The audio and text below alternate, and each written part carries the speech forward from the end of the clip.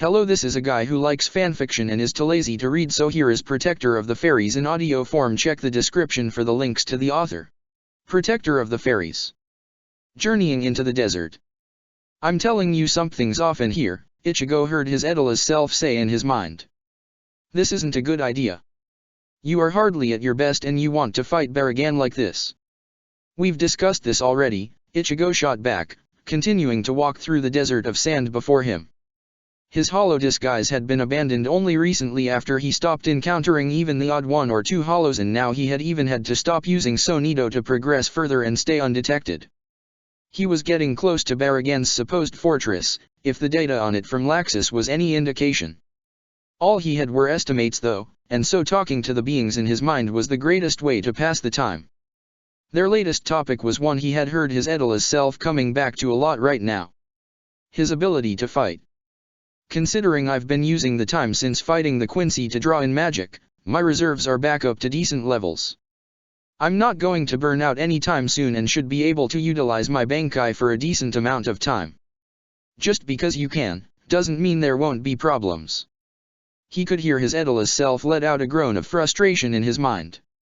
Obviously his reluctance to fall back and abandon this action was driving the former king insane, but it wasn't like there was going to be another chance like this, and he explained that too. I get that, came the response. Trust me, I do get that. But just because you managed to recover some magical power, it doesn't mean mentally you're ready to fight again. I'm still trying to help balance your recovered Quincy powers, and I'm not even close to understanding how to deal with the Shinigami nature in them. If you use Let's still, I'm honestly unsure of how long we'll be able to maintain that power for with so much more to focus on and keep balanced. You seem to underestimate how much that old man did compared to the rest of us. He doesn't need to use that technique if he's alone, his hollow said as it voiced its own views. And with that strength, he'll crush Baragan with ease. We don't have to worry about keeping that power in check like that annoying Quincy technique. Yes, because having his bones being crushed constantly is a fun experience. You think strength comes without cost? It doesn't. Besides, you think he'd even use it at all if he couldn't take the pain? He can handle it, and when he's alone he can freely go all out without worrying about the casualty count. Ichigo began to tune the two out as they argued back and forth, turning his attention briefly to Mavis on his shoulder as he kept walking. You alright? You've been quiet for a while now. I'm fine, Mavis replied as she turned to look at him. Just remembering the memory you saw of Zeref. Those words had the immediately impact of making Ichigo's good mood disappear. Ah. I remember. Natsu. He's Zeref's brother, Mavis said in agreement. We knew there was a reason Zeref blocked the name and face, and we were right to assume it was because we'd recognize him the moment we saw him. Though I'm still confused on why we were able to see Natsu's face at the end and hear his name. Even in the rest of the memory, the image was still blurry. It's because that memory was painful, Ichigo replied back. As much as I hate to say anything like this, I can understand his mistake there. He tried to block out everything relating to his brother's identity, but that probably meant he was scouring each and every memory that he could to do so. But I felt the same pain he did in that memory. The hatred he felt to the world, the anger he felt about himself, and the pain that only grew as time passed. That moment that we saw Natsu. Zeref probably missed that moment because that part of the memory hurt more than anything else. Even if he hadn't realized it, he probably avoided it because he didn't want to relieve it even for a single second. I'm more worried though about what this means about Natsu. Mavis nodded. We saw him. He was dead in that memory. Maybe the others will provide more information for us on him. Even if Zeref is immortal, Natsu has aged normally. Something must have happened that allowed that, and something must have been done to even bring him back in the first place. Though it'll take a while to find a memory with clues at the pace we're going. Can you look through the memories quicker for me?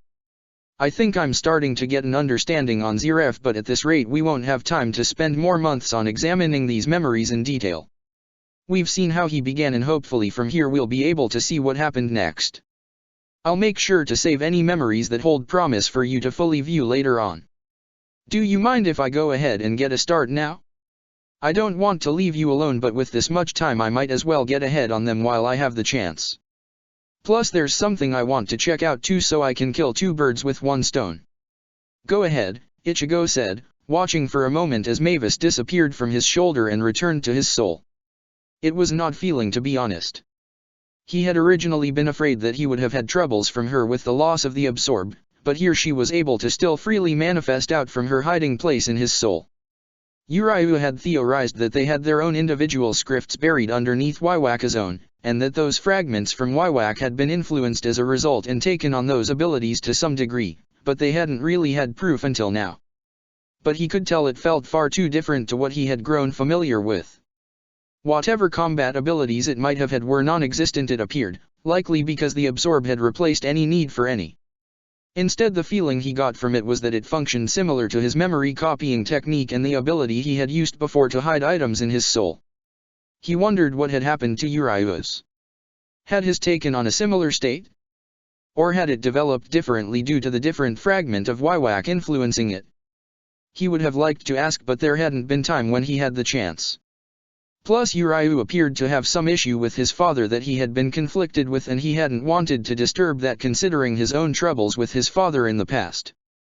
There was also that matter Wendy had mentioned to him briefly before she had retreated back to the medical ward. Nabara had done something. He wasn't entirely sure how, but he had fused himself to Wendy, and even Mavis wasn't sure what that meant as a result. Whether Nabara's actions would turn into a blessing or a curse, they could only hope it would be the former rather than the latter. And then there was still the matter of the magical barrier particles. He had stopped very briefly just examine the damage done to the barrier before leaving through the hole. The energy had been lingering more than it had the last time he had found remnants of it against the barrier, likely because of the greater quantity used. Its foulness was even worse too, and it reminded him of things he didn't want to remember. Had Levi or Laxus been there? What was Avatar's goal with this? None of it made sense, scattered like it was, and for the life of him he couldn't see the connection between all these events. None of them could. Coming to a stop, he had to forcefully drag himself away from such thoughts in order to look at the Garganta forming. That wasn't good. His hands were already reaching for his swords as it began to open, clutching the handles of each blade tightly as the rip in space opened up to reveal the dark void within. He didn't expect for a bright form of light to suddenly slam down out of the portal and land head first in the ground. That wasn't a hollow. Another fell out of the portal, a familiar set of white hair appearing before that figure also fell straight towards the ground. Only the third managed to step out of the Garganta gracefully, a familiar white mask covering the man's face before he raised his hand back to the rip in space and snapped his fingers.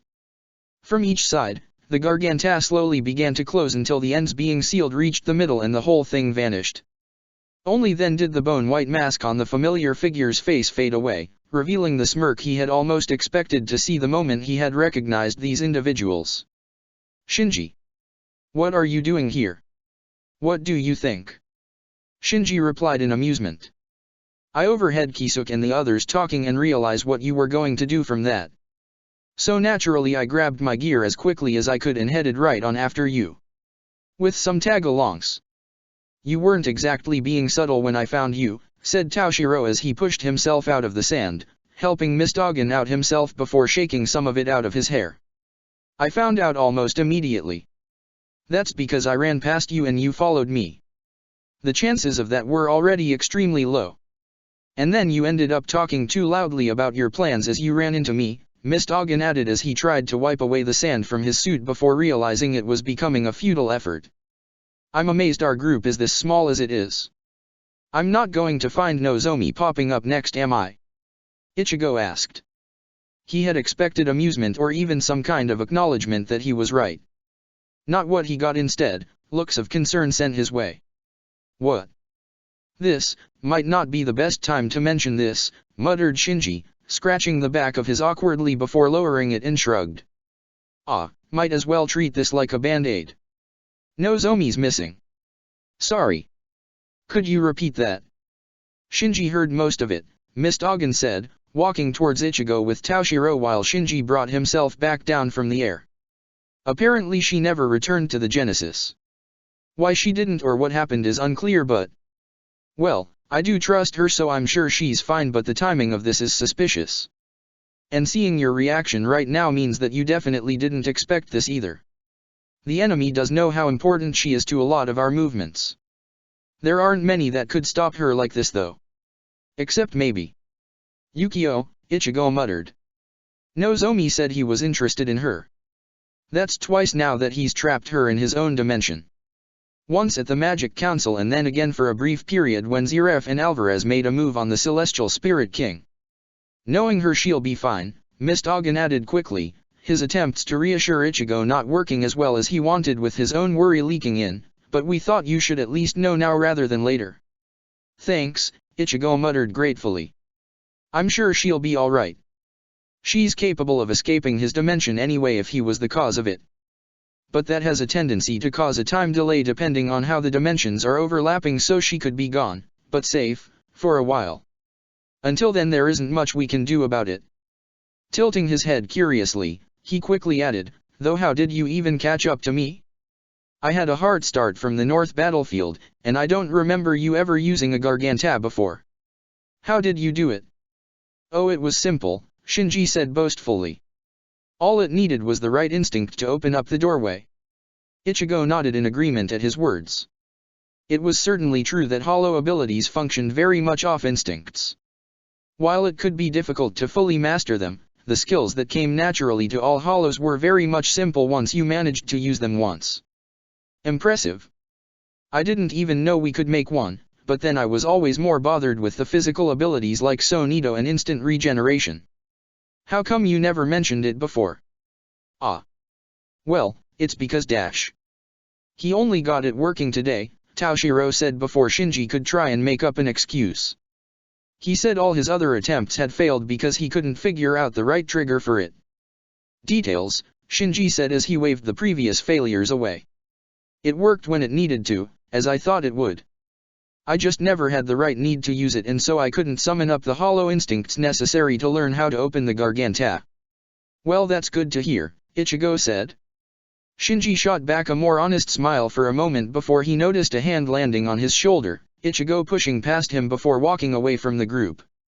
Head back and help the others. They'll need you more than I will. He got a few steps away before Shinji's brain finally managed to catch up to the words. What did you say? I said go back, Ichigo replied back without turning. I'll deal with Baragan myself. There are thousands of others that need your help more than I do. You can do far more good there, so go back. If you could open the Garganta once, you should be able to do it again. So he paused when Shinji suddenly appeared in front of him, all traces of silliness or amusement stripped from his face. No. Shinji, I won't say it again. Go back. Then I'll say this again. No. I'm not leaving here. None of us are, Taoshiro added from behind Ichigo. We came to help you. We aren't just going to leave because you think others need the help more. I don't think that, Ichigo shot back. I know that. The forces there are outnumbered heavily. They don't stand a chance, and they barely will even with help from the others. Every extra person here means less fighting power there, which will only work to further decreases their chance of survival. Then why are you here? Shinji asked, pressing on with his words as Ichigo lowered his head. You're here to fight Baragan. I agree with that, this chance is unavoidable for us. But then that is entirely the reason in my mind. It's unavoidable, which means he must already be sure that you will come for him. Even if Starcase words weren't a trap, Baragan's intentions here pretty much scream as being one. Which is all the more reason for you to go alone, right? Shinji shook his head. Sorry, but I'm not letting you do that. What kind of friend would I be if I let you walk into this mess alone? Whether you want us to or not, we're going with you. Even if it means more might die back at the barrier. Shinji shrugged. Some might find this cruel, but I've never been afraid to say how I feel with this kind of stuff. All those people, they are strangers. I'll fight for them if you are doing so, but between the choice of helping them and helping you, the choice is obvious. I'd rather protect the few over the many, regardless of how the world might treat me for that. Many people would disagree with you. Shinji nodded. Then let them. I don't care about them. In this world, there are few I do care about. Toshiro, the list I have is small, but because of that I prioritize any on that list above all else. You can say whatever you want, argue for days with me on this, and my stance will never chance. If you're planning to walk into a trap, then you better be ready to have friend watching your back. That's your answer, huh? Glancing over his shoulder to Toshiro, Ichigo asked the same to him. What about you, Toshiro? I don't want more to die, he admitted. But equally I understand just how important it is for us to end Baragan here once and for all. If Baragan falls, then we'll save far more lives today as a result. Even if we fought of the Hollows today, it would become meaningless if we had lost the chance to end the war against them when we could have and more die in the process. If it means increasing your chance for victory by even 1%, I'm willing to risk it. And you, Mr. Ogen? I've always followed your orders, Mr. Ogen said calmly. But even I will disobey them if it means ensuring your safety. I'll take any punishment necessary for this, but in return I'll fight by your side today and ensure you win. Ichigo sighed. None of you have any intentions of backing down to you. They all shook their heads. I didn't expect so. And there's nothing I can do to stop you. You could beat us up until we can't move, Shinji supplied. But you won't do that. Whether you like it or not, you're stuck with us. Just like old times. I don't deserve you guys as friends, Ichigo muttered before nodding, much the happiness of the others. Fine, come along. But in exchange for this you better all be prepared to live through this. Baragan is not a foe any of you can take on without me, so make sure none of you get in over your heads. Picking up his pace as he passed Shinji again, he took note of how the three fell into his pace with him, Shinji sticking by his side while the other two trailed behind them in their shadows. Let's go then. To the home of the Hollows. Protector of the Fairies. All right, explain this to me again, said Ishine as he crossed his arms. You plan to teleport this ship, one of the most important strategic resources we have in this war, and blow it up right in the middle of the Hollow Army. Am I missing anything here? No, that sums it up quite well, Hibiki said. After that it'll be imperative that we retake the entrance they made to the barrier. According to updated reports, it appears a tunnel has formed and hollows streamed through it from underground once a hole was opened up. It's being held for the moment, but that won't last without reinforcements, and we might be the fastest support that they can get considering the forces present would have to fight through a mass of hollows in an enclosed area to even reach there first. I still can't believe this happened after I stepped away from the front lines, Ishine muttered. All the people under my command who died. He shook his head rapidly to try and rid himself of those depressing thoughts. All right, I get what we need to do. And when this ship blows, it should at least disorientate the Hollow Army and give us a chance to move in. But isn't there also a chance it'll destroy the barrier edge if it's too close? Kisuke and Hades don't think it will, but it'll definitely weaken it a lot. If the Minos Grandes keep firing at the barrier after that, they'll probably manage to break through. But by the time they do we hopefully should have been able to regain control of our land. A lot of the Minos might even die if we're lucky.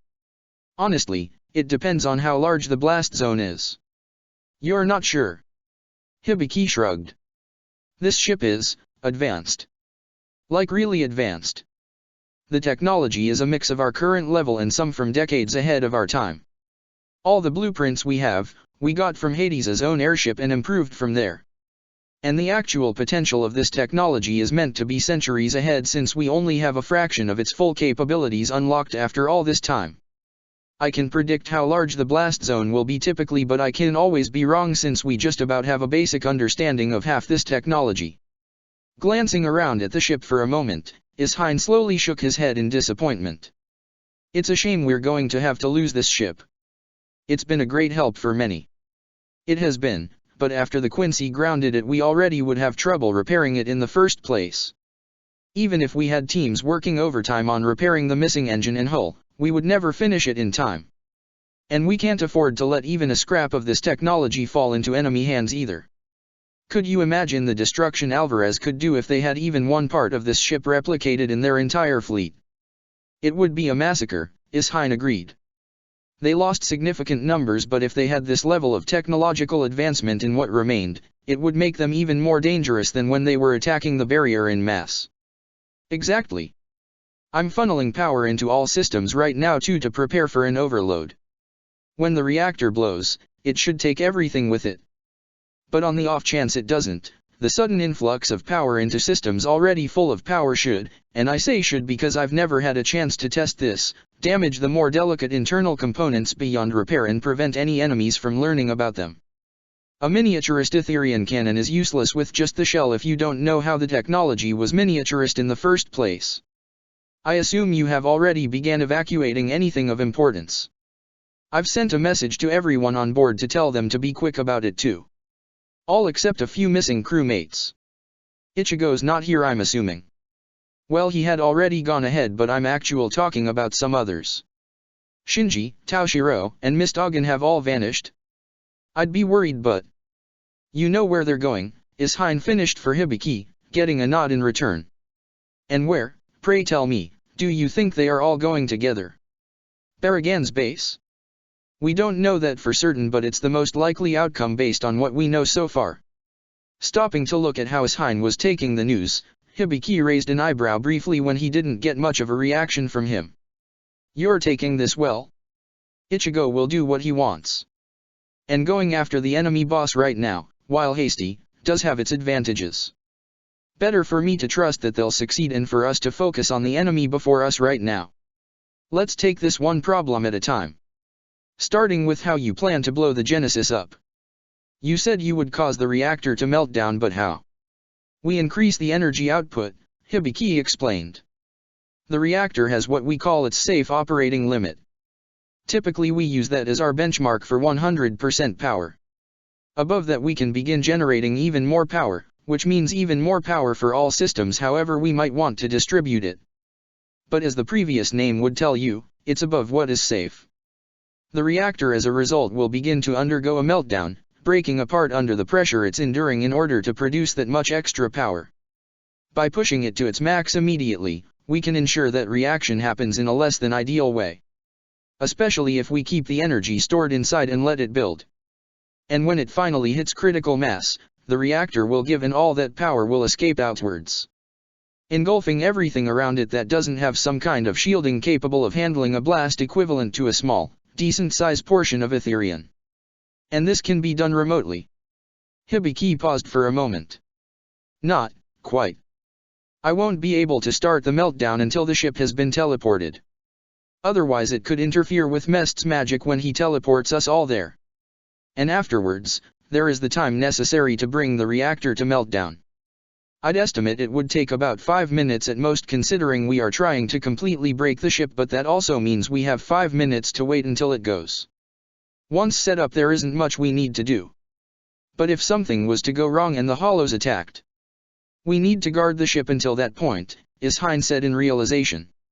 You plan to stay behind to ensure nothing goes wrong in the process. Someone's got to do it, Hibiki revealed. Mest will be exhausted, but he said he should be able to manage another small jump after we arrive, ensuring we can get out. But we will be cutting it extremely close to make sure nothing can go wrong. The rest of you all should do one of two things. Either defend and be able to clear the blast zone in time, even if that means flying upwards for those able to do so, or pushing towards the hole the Hollows have in that time and taking cover in it. The blast should mostly be contained on the surface and the hole should take you all deep enough that you'll be safe. And once you're in the tunnel it'll be much easier to fight the Hollows without having to watch every side. Their numbers will be packed together a lot more too, which will only benefit you in such tight quarters. Well? Think you'll all be able to do it? Hein frowned, one hand under his chin in thought. We should be able to. How many do we have in total? There's me, Kisuk, Hades, Gray and Karen. Orga and Urza are with Fairy Tail with Gildarts, Yuzua and Levi, while Wendy and Kelia are going to tag along with them. Shinji, Taoshiro, and Miss Dogen are with Ichigo, Nozomi's missing, and Uryu and Ryukin have decided to stick around with us for the time being. Then there is only you and Mest left. That means we have 7 of us in fighting condition here to push to the tunnel while you and Mest will retreat after that. Do you have a safe zone you can reach? Not quite. Sorry to add more troubles to you, but with the mess that will be occurring, we'll be teleporting to you lot. It'll be the safest place we can reach with all the hollows present and our inability to open the barrier in such chaos. Think you'll be able to handle escorting a few VIPs until Mest can recover? I'll do my best, Ishain said in reply. Maybe we should seal off the entrance though on our way. Might slow down the hollows. You have 5 minutes to clear a path to the tunnel in the first place, all the while trying to keep them focused on you lot and not the Genesis. You won't have time to seal off the tunnel too. Ishain nodded. Fair enough. Alright then, we'll do that. Any more news from Jura or Yuryuki? None from Yuryuki, but Jura thinks she's still alive and fighting. Jura said he'll give us the word when they all begin to try and retake the area they lost. They are still gathering mages, but they are almost ready to fight back. You should be prepared to be ready for any moment though. When we get the message, we'll be moving to leave as fast as we can. Protector of the Fairies. So do you think they'll accept Ziref's proposal? God Serenus coughed as he increased his pace to walk ahead of his companion, not liking how Jin immediately made to match his pace and prevent him from doing so for more than a few moments. Of course they will. They'd be foolish not to. But watch your words. My words? Who's going to hear me say it? The wind. Magic can act in a variety of ways. Oh, and you'd be an expert on it, wouldn't you, Mr. Oken? Jin gave another smirk as the signs of frustration appeared on the edges of Serena's expression, the Oken appearing to be trying to do his best to not simply attack him outright. But trust me, I'm sure we'd be able to tell somehow if someone was close enough to hear us. It is still better to be safe. Ziref will not be happy if we reveal his identity, whether it's to the enemy or his own allies. Won't that be one massive mess when people like August learn? Jin muttered in amusement. Want to take some bets on how he'll react?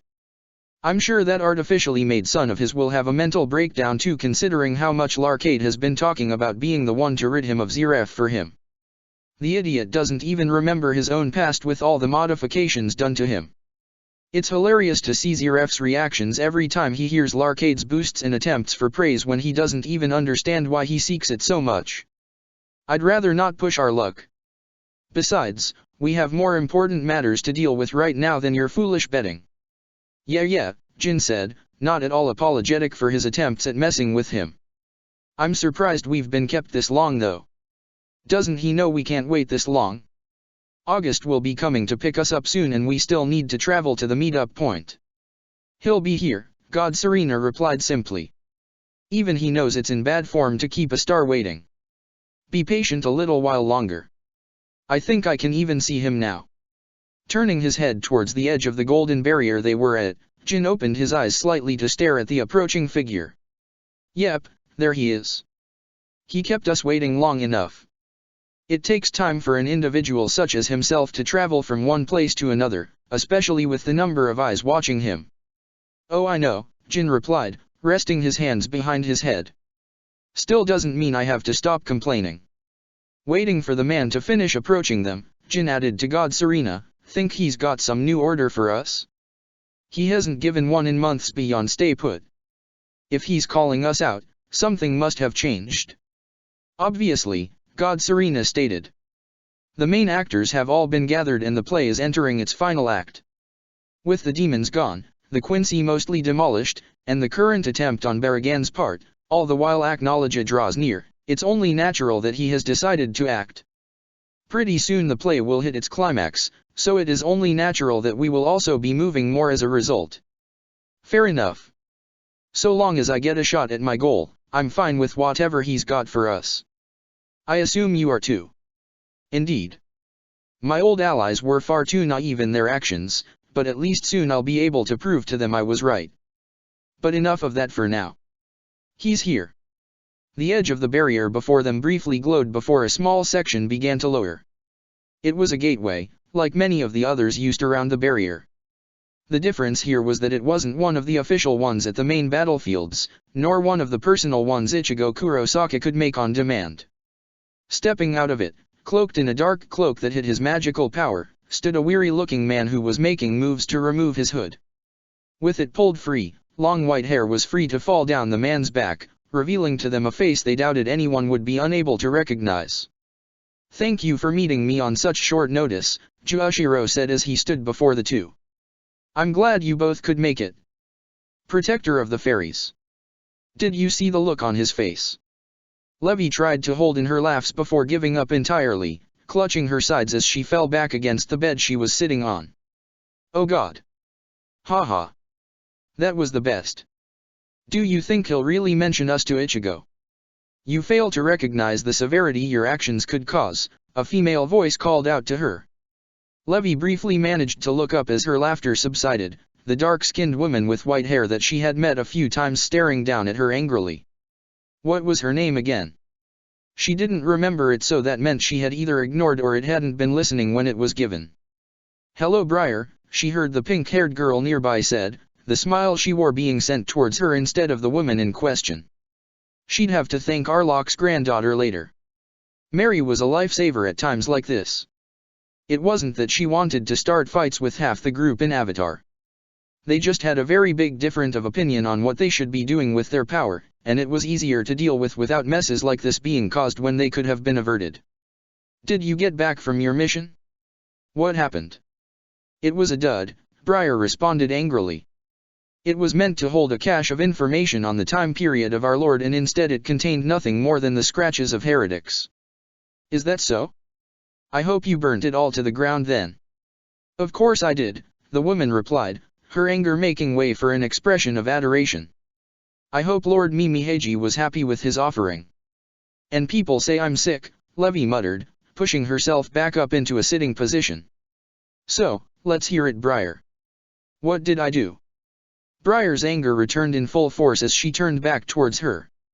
Seriously, did that woman show anything but that emotion towards her? She had seen the woman alter between 4 different emotions in her entire time being here, but only one of them had ever been directed her way. What did you do? You risked exposing our existence. We were right in front of the barrier and engaged by Yoryuki Shihaorin, the goddess of Flash, and Juranikis, the army's stone giant. I think at this point people are starting to take note of us. That is true. But taunting them is not beneficial for us. And neither is you revealing your identity to one of them. We have been allowed to move so freely because our existence has remained hidden, and we cannot afford to be lax when we are getting closer to our main objective. Yeah, heard it all before, Levi said in annoyance. All praise Mimiheiji and whatnot. Sorry, but I wasn't going to miss the chance to piss off a few people when I had the chance. In case you forgot, I'm not doing this because of some kind of devotion. Our goals just merely align, and this god you worship can go piss off for all I care. Out of the corner of her eye she could see Mary glaring at her. Had she stepped over the line again? It was so easy to do with these cultists that it was easier to keep track of when she hadn't done so. But as she turned her focus back to Briar, she found the woman looking sadly at her. That was new. My lord, Briar said in prayer, grasping her hands together and shutting her eyes. This poor lamb has become lost. How pitiful it is, to see one of your chosen unable to focus on anything but her own revenge against the cruel magic of this world. If only she could accept your righteousness too and realize the truth path to the happiness she seeks. She wanted to tell the woman that wasn't going to happen, but she guessed she had probably pushed her luck enough for one day. Anyone else saying those kind of words to these cultists would have been cut down on the spot or tortured for days. She had a lot of leeway only because she had one of the purest sources of magical barrier particles ever found, with Laxus owning the other. Plus it didn't hurt that the person she wanted to kill more than anything was Nukin. But even that had limits, and they would eventually snap if she pushed them too far. She wondered how long she had to stick it out with this group. Her power had grown in leaps and bounds ever since she started training with the magical barrier particles. The only downside was that it had weakened her magic, but the resulting strength more than made up for it. And her limbs were working perfectly now too, so not even her injuries could hold her back. The issue she would have though was actually moving around without this group. She and Laxus couldn't notice it, but apparently anyone with decent magical ability would be able to sense them easily if they passed by. Something about their energy leaving a trace mages didn't like, or something similar. That left them with little choice right now but to bide their time. Arlok had said time and time again that they would get their chance for revenge, and he hadn't lied about anything thus far, but she was getting impatient. It was bad enough waiting for their first chance, and this time she found it almost unbearable. Whatever Arlok had planned, he better get to it soon so she could finish what she and Laxus had started last time. Playing good minion with cultists wasn't exactly an exciting time after all. Lying back into her bed as Briar started to go off on another rant, this time about how she should take her responsibilities as a chosen more seriously, she closed her eyes and tuned the woman out. She'd get her chance eventually. So long as she kept picturing Ichigo's dead body at her feet, she could wait a bit longer. And until then, she'd just instead imagine the look on his face when he realizes they caused tens of thousands of people to die today and he hadn't been able to do anything to stop it. Yes, she thought with a smile. That would do for now. Protector of the fairies. The last mermaid stands defiant. We've been walking for a while now, Shinji muttered in annoyance. Have we even got closer yet, or is that place just that massive? Laxus said it was, Ichigo replied, staring at the large structure in the distance. Los Noches is a big place, but even I didn't expect it to be as big as he said. It's unsettling how it was even constructed without the Magic Council learning of its existence. They could have known, Taoshiro supplied helpfully. Or maybe it was a remnant of an old structure already there. Definitely the former if anything, Shinji stated after a moment of thought. Until Baragan arrived, there was unlikely any hollows capable of keeping up with the upkeep of such a large-scale building. Hollows have no interest in such menial task without someone forcing them to do it, and the majority of hollows intelligent enough to want a base wouldn't care for one this big. It's hardly a good defendable location unless you have an army capable of guarding it, which Baragan managed to achieve. And if it was the relic of the past and had been left that long, it's unlikely it could be repaired to such a pristine state. Though I will admit that its design is similar to the ruins of some Levi was showing me once in one of her books. Might have been designed after them. So you think the Magic Council might have just ignored it and not deemed it much of a threat? Depends when they learned about it. If they learned about it during the time the chairman was being controlled, I doubt Zeref would have cared enough about it, especially if dealing with it meant drawing another Ukin into a battle with him. If it was discovered beforehand though. Ichigo, what do you think?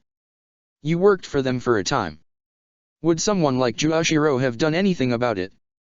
They would have kept it quiet at least, Ichigo said, thinking back to what Juashiro might have done if he had discovered it.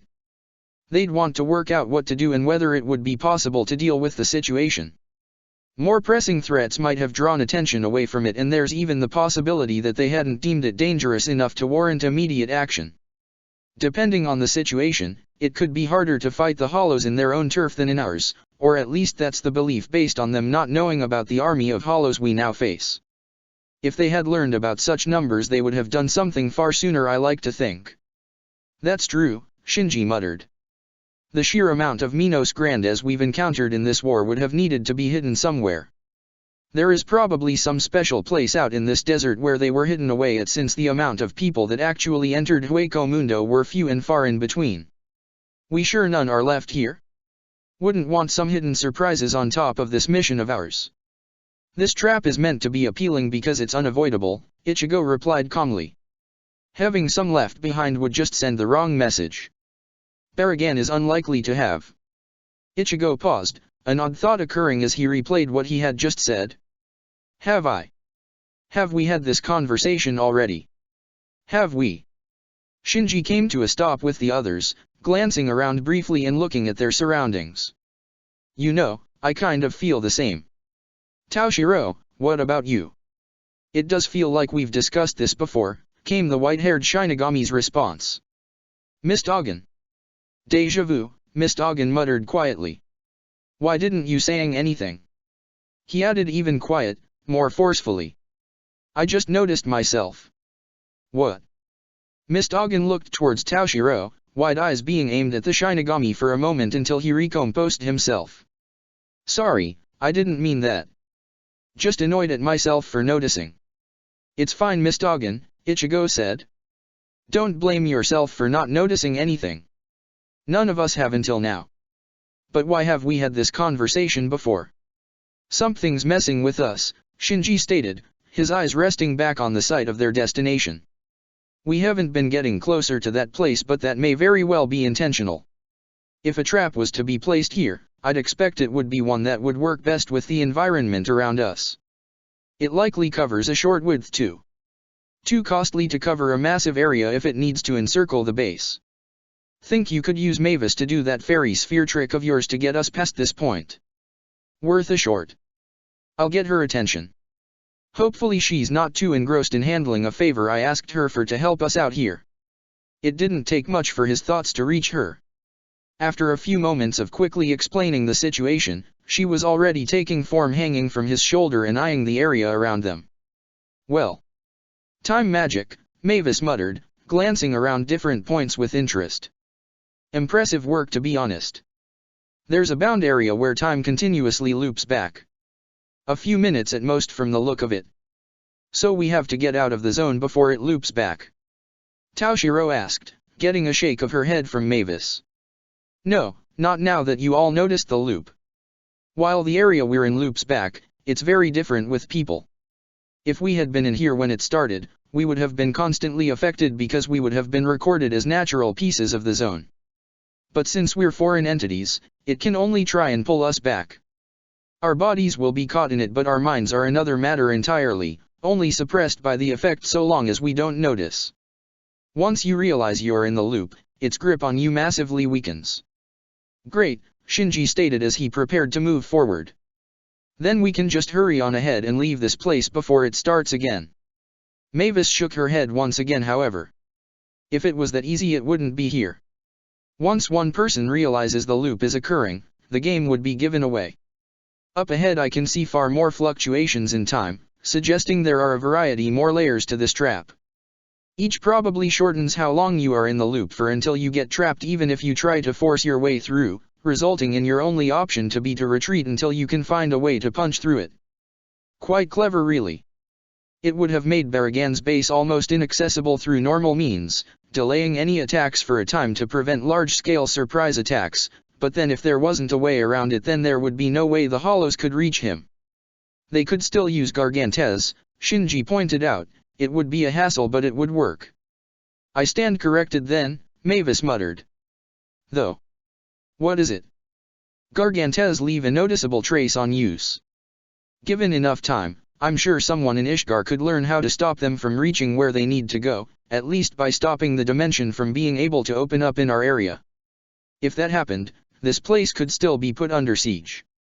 I would have thought Baragan would have a method to avoid that, which I think he may do. What was it Starkey said again? Under the sands, you'll find a door. You think there's something literally under the sand? Maybe. But there would have to be a place to give us access to it. Digging around would be pointless. There is something that might be what we're looking for, Toshiro said, pointing off into the distance nearer their destination. It's further in thought, but it looks like some sort of structure. I thought it was some kind of fort, but it could be something. Mavis gave a shrug. There's a few of them scattered around, so it's worth a shot. If we're lucky, there'll be some kind of passageway down. It's far enough though that you'd need to rush to it before a reset kicks in. I'll let you know when we get looped back. When that happens, run for it as fast as you can. Protector of the Fairies. Is everyone ready? Hibiki asked, carefully listening into each confirmation before turning to Mest. All right. Looks like we're all good. Did you finish your preparations? Sitting cross-legged on the ground, Mest briefly opened his eyes and looked up to give a nod. Should be ready in a moment, he quickly said before going back to his previous stance, his hands locked together in focus. Waiting for a few more moments, he finally confirmed his own readiness. Done. On your order. All right then. Everyone, prepare for jump. Jura's forces have begun to retaliate, so we're going to move in and assist them on our end. Do it, Mest. A massive feeling of disorientation hit them all instantly, the magic that had been spread around the ship taking them all along with it. Hundreds of miles were traveled in the blink of eye, and they immediately found themselves appearing right where they needed to. That was until the entire ship began to fall again. What's happening, Mest? Hibiki screamed out, clinging to his desk as best as he could. Mest could barely answer himself, hanging off a table leg for dear life. I was off target. He screamed out in turn, panic filling his face as realization set in. Brace. Without proper visuals, they had no idea how far they had fallen from. But after a few moments of terror, the ship smashed into the ground at full force, knocking them all around from the impact. Carefully picking himself off the ground, clutching a bleeding head with one hand, Hibiki leaned against the desk before asking, "Is everyone okay?" Multiple replies came in, each containing various amounts of winces and groans, but for the most part they all seemed fine. That was a relief at least.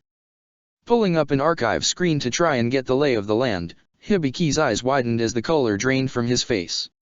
"Oh. That's not good." "What is it?" Mest asked, groaning himself as he clutched his side in pain. Limping over, he glanced at the screen that had shocked Hibiki into speechlessness only for his face to take on a similar expression. "Ah. So I was quite off, it appears. I thought I had the coordinates right, but margins for error always get amplified across greater distances. At least we hit the Hollow Army. We're in the wrong place though," Hibiki muttered. "Scans indicate we're right above a large hole, precariously balanced on top of it. We don't have to make a run for it at least." "That's not a bright side here," Hibiki snapped back. "The energy of the explosion will also heads downwards and will completely drown the tunnel in it. If we don't run now, we'll never make it. But we can't leave the ship undefended while the reactor charges up. God, this is the worst place we could have ended up at." "Forget about the original plan," Kisuk's voice came as he cut in. "I can ensure the reactor will blow, even the Hollows get on board. But in return we all need to flee now and make a run for it through the tunnel. Can everyone go ahead and do that?" "What about you?" Ishein's voice said as he called across the link. "What will you do to get out of there?" "Don't worry about me," Kisuk replied. "I'll catch up as quickly as I can, but it'll be easier with a clear path." "I'll stay with you," Mest said before briefly glancing at Hibiki. "You'll be able to go with the others, right, Hibiki?" The man nodded. "I'll be fine. Ishein, I'll be right there. Hang on for me a moment if you could." "Kisuk, we're counting on you." Closing the archive link down when no more responses came in, he quickly turned to Mest before placing a hand on the man's shoulder. "Make sure you both get out of there all right? We aren't after sacrificial heroes today. We'll be as fast as we can," Mest said before rushing away, heading down towards the reactor and leaving Hibiki to meet up with the others. It didn't take long for him to find the room it was held in, doing his best to ignore the hundreds of hollow cries around them. It sounded like the others were beginning to do work to clear them away and to begin their journey down into the hole, and once they did they would have a limited window to act in before the hollows swarmed the ship. Finding an already open door to the reactor room, he quickly snuck in and found the man he was looking for. Leaning over by the reactor's core, Kisuk was carefully fiddling with a variety of small devices that he couldn't even guess about their purpose or what he was planning to use them for. It was all too complex for him, so he settled for asking instead. "How's it going? What's the plan here? The archive link is fully shut off, right?" Kisuk asked without looking back at him. Pulling a small device free from the reactor, he began fiddling with the inner workings of it and reorganizing them to suit his own plans for them. "Well. Sorry," Mest said rapidly when he realized he had just been staring at the man working. "Yes, it is." "Why?" "Because I would rather that as few people as possible know what I'm about to do," Kisuk said, fiddling with the last screw over the reactor's front before pulling a large panel loose. Seeing the innermost workings revealed a transparent sphere as tall as he was, with what he could only assume was magic densely packed inside it, flowing inside the bound area like streams of colored light. "Is that what powers everything?" he asked. He knew it was a question with an obvious answer, but the sight was too shocking to not want to hear it. "I've never seen a reactor like this before. It's impressive, but this is a phenomenon you'll find in many advanced storage systems for magic. Few though are able to hold enough magic that this becomes a common visual. Your normal type of lacrima isn't capable of showing this, but anything that is used to charge large-scale systems will exhibit this to a certain degree. And as you can imagine, there is a very large amount of magic contained within to produce this effect. And we want to detonate that, right?" Kisuk nodded. "That's going to be the hard part. Hibiki estimated this to take 5 minutes with his plan. With mine. Well, I don't know how long it'll take. It's more likely to happen faster than slower, and there lies the problem. But what are you going to do? Reaching underneath his cloak, Kisuk slowly pulled out a small orb, large enough that it could rest easily in the palm of his hand. Turning to look at Mest, he said with a serious look, "Remember, no one must know about this. Especially Ichigo." "All right." Getting a nod in return, Kisuk turned back to his work as he began fiddling with wires and attaching them around the item resting in his palm. "This device is one of my own creation. It's called the Hujioku, a device allowing one to breach barriers that would otherwise prevent access." "Like what?" "Well, it's responsible for Ichigo's hybrid state for starts, and Shinji's visored status, and even Baragan's own transformation. There are many barriers in this world that can prevent people from going beyond certain limits, and generally they resort to finding new methods to work around them. I created this specifically to utilize in my holification research when I realize I would need a way to bypass that barrier rather than merely working around it. As you can tell, I succeed. Too well. And you're going to use that to shatter this barrier?" Mest asked, getting closer to see what Kisuk was doing. "That's the plan, right?" Kisuk shook his head. "Not quite. Rather, what will do the job is what I've been storing in this device of mine. Do you remember our encounter with Avatar? This is about the magical barrier particles," Mest muttered immediately, understanding why Kisuk had been asking for secrecy so much. "Have you been using them?" "No. I'm not a fool. But I was hardly going to ignore the chance to study them. I figured if I could understand what they were, I could perhaps devise a countermeasure of some kind. A month later and I'm no closer to one than when I started, but it did lead to some interesting discoveries." Pausing for a moment, he gestured for Mest to come closer to see the orb in his hand. "See this?" he asked, pointing at the streaks of darkness within the orb. "That's a result of it storing magical barrier particles." "How has it not broken free?" Mest asked curiously. "I would have thought the shell would have collapsed against the energy." "You'd be right, but that's why there is also magic stored in here too in order to counteract that." "Ah. It remains balanced in an equilibrium." Kisuk shrugged. "Close enough. In reality the two energies are constantly at war with one another. I had to ensure the magic in the orb wrapped around where the magical barrier particles was stored in order to contain it, but even doing that has both energies being eroded by one enough. Using the reactor I've been able to constantly replenish the magic but the magical barrier particles. Well, that was when I had to use the Hujioku to get around that." Mest frowned at the answer, uncertain of what Kisuk was explaining. "How so?" "We haven't encountered any other sources of magical barrier particles until now."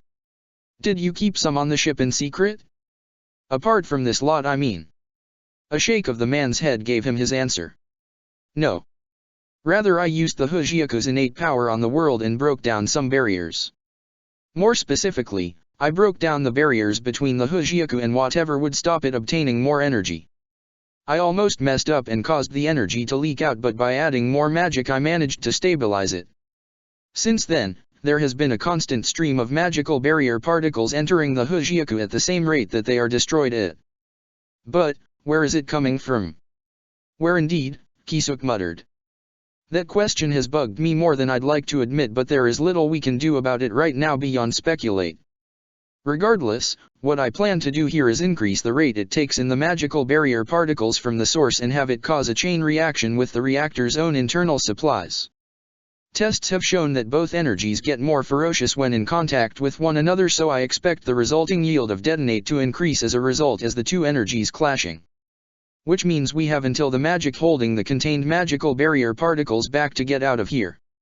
And this is a wise move?" Mest asked critically.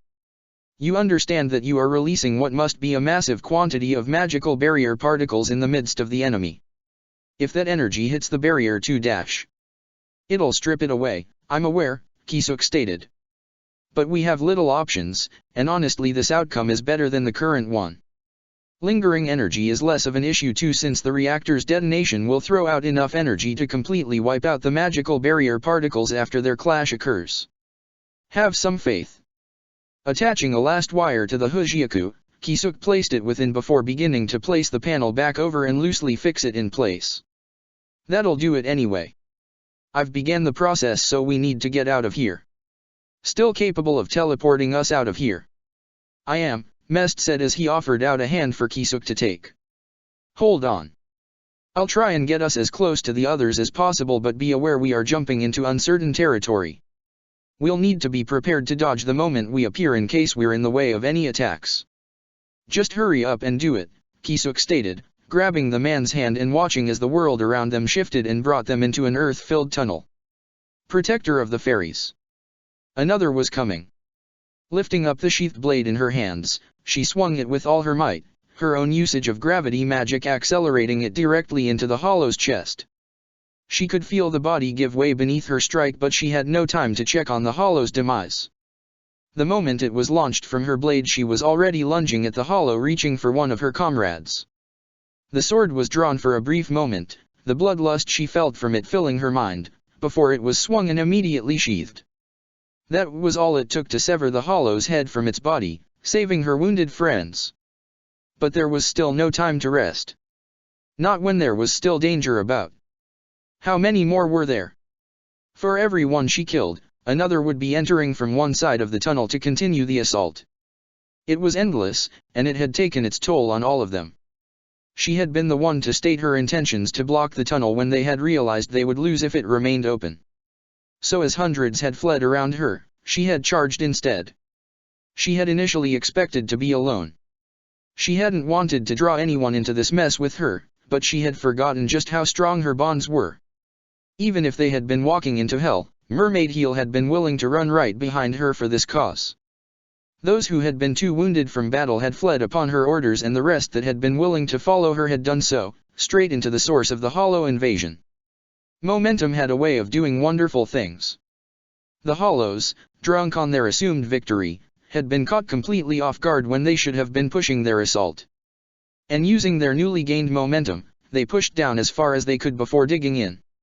It didn't matter what dirty tricks they needed to pull, what traps they needed to set, or how many hollows they needed to cut down. If they could hold the area, they could give those on the surface a chance. But that had never been meant to last. They could only fight so long. The tunnel had been a perfect battleground for them. There were only two ways enemies could come from, and they could watch each other's backs against the endless waves. They couldn't be hit from above or below, and the amount of hollows that could strike at any one time was far smaller than it would have been on the surface. It was a place that worked well for their small number. But then time passed, and weariness began to set in. No one could fight forever. Every action drained stamina. Every spell used magic. And there was only so many of them against an endless number of hollows. Eventually the stalemate was going to break. She had almost lost it when the first of her friends fell. That lady was kind. She had been the one that had initially welcomed her into the guild with a large smile and had offered her advice as often as she asked for it. The hollow that had torn of her arm was cut down in seconds, but it was too late to stop the blood loss. They had no way to get her to the help she needed, and her friend was dead not long after. Others fell shortly after. A new but talented girl she remembered joining almost a year ago, a woman that looked to be reaching the age of retirement but had still been as active as she had been in her youth, and even Miliana eventually fell down to the ground beside her. Not all of them were dead, she could tell that from the small signs of life she noticed from those like her cat-like friend, but they had slowly lost member after member to either crippling injuries or death. Eventually it had been just her left, in a battle she had been fighting for God knows how long.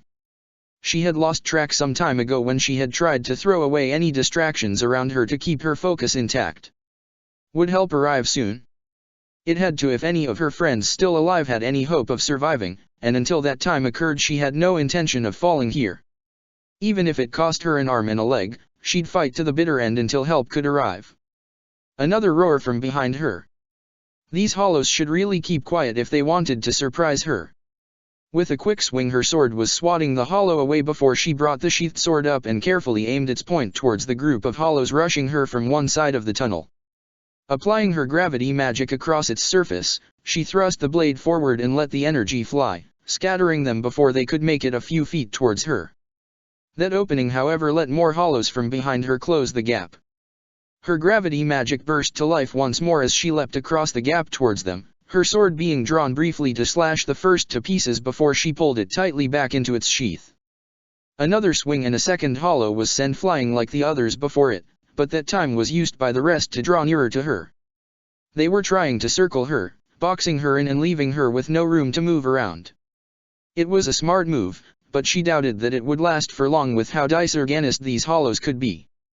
Most of their battle plans were to charge in one direction and kill anything in their path, with just enough planning to have them organized into groups for doing so. Her sheathed blade swung more as the hollows tried to close in, swatting a few of them back into their brethren as she prepared to find the point to break through in their ranks. It appeared like it would have to be towards the source of this current group, followed by a large slash to tear a way through them. She could do it though. She only had to act now. But she couldn't. Instead her focus was caught by the hollows entering the tunnel from the other side, near her injured and dead comrades. The hollows looked hungry, as most of their kind did, so she did the only thing that was natural for her. She threw herself right towards them, swinging her blade as fast as she could to cut the hollows out of the way. They were on her tail as she tore across the short distance, cleaving through the hollow even with the blade in a sheathed state, before she spun to counter the hollows from behind. There were too many this time, however. Even as she tried to push back the ones attacking, some were smart enough to sneak up from behind and attack. No matter how fast she could react, it was impossible for her at her level to guard from every possible direction, especially after fighting for so long already. A large claw ripped across her back and swatted her away in the process, sending her face first into the rocks of the tunnel wall and causing her to slowly fall back down to the ground. The hollows that tried to take that as a sign to feast on her learned not to immediately afterwards, her form becoming a blur as she shot straight up from the ground and hacked them all into pieces, her sword being shoved back into its sheath as she took down the last one. But more would be here soon. She knew that too well. Her body was slowing down, despite her best attempts to pace herself, and her magic was getting close to dry. And as much as she prided herself with her swordsmanship, there was no way she could win with it along against so many when also so exhausted. More roars could be heard closer now. They were coming again. Her eyes fell down to her sword before she gripped the hilt tightly and pulled it from the sheath. Immediately the bloodlust hit her. It was overbearing, and she knew it was the remnants of her own resentment mixed in with the resentment of all its previous wielders. It threatened to overwhelm her now that she wasn't willing to give into it like she used to control her mind rather than allowing her to control it. More so than ever she understood the need for one to possess a strong will to use this blade and how much resolve the original wielder must have had to be able to seal this blade away into its sheath when so overwhelmed by it. Did she have a strong enough will to withstand this? That didn't matter. Right now she needed to protect those that had willingly followed her into this death trap. And if that meant enduring all this resentment hanging over her head from the blade, then so be it. The sheath fell from her grasp as she moved to hold the hilt of the blade with both hands, abandoning all options of backing away. This was her last stand right now, and if she was going to take it then she'd do it with no regrets about what she could have done to prevent this. More hollows arrived but she was more than ready for them. With each that approached she held nothing back, darting from one side of where her friends were to the other and cutting down any hollows that dared approach. 1 became 2, then 4, then 8 until she eventually lost interest in counting the hollows she had brought down. Her mind instead focused on what little magic she had left, feeling it draining at an alarming rate but being helpless to prevent it.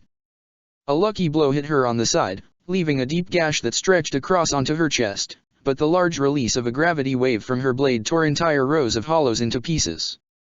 Others tried to take advantage of her weakness and she quickly taught them how unwise it was, only to get caught by a hollow's claw against her head near the end when she underestimated its reach. Blood was already beginning to cloud her vision but it wasn't enough to stop her from cutting down the hollow in front of her. Odd. Their numbers, they seemed lower. Like they were fewer hollows approaching from one side.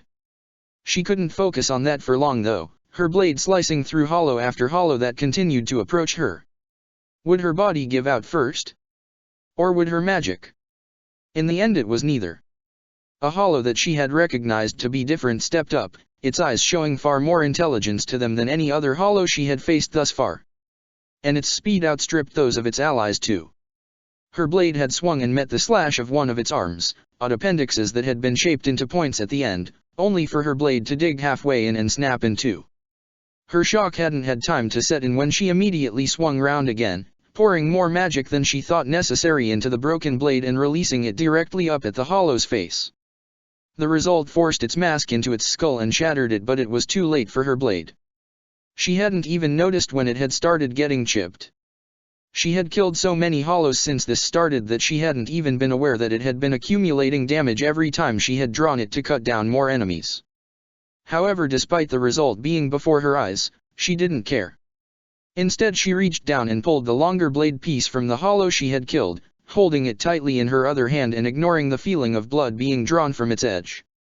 More hollows fell, but it wasn't the same. She might have had two blades now, but neither was as long as her original blade. The blade had broken a quarter of the way up from the hilt, and she was making the best she could out of that shorter piece by using her gravity magic to release waves of force with each strike. Her other blade meanwhile could afford none of that and instead had to rely on the longer reach to keep foes back. With two weakened weapons like this, it was no surprise when she started taking more injuries. A misstep here that resulting in another cut across her body, a slow response here that resulting in a large blow striking her back. Each attack only added more pressure onto her diminishing abilities until finally, as she swung her small blade at a nearby hollow, her magic failed her. She was out. Completely dry. It had been a miracle she lasted as long as she had, but now? Now it was all over. The hollow lunged at her and she felt teeth bit down on her shoulder, a scream of pain being released through her throat as she was forced down onto her back.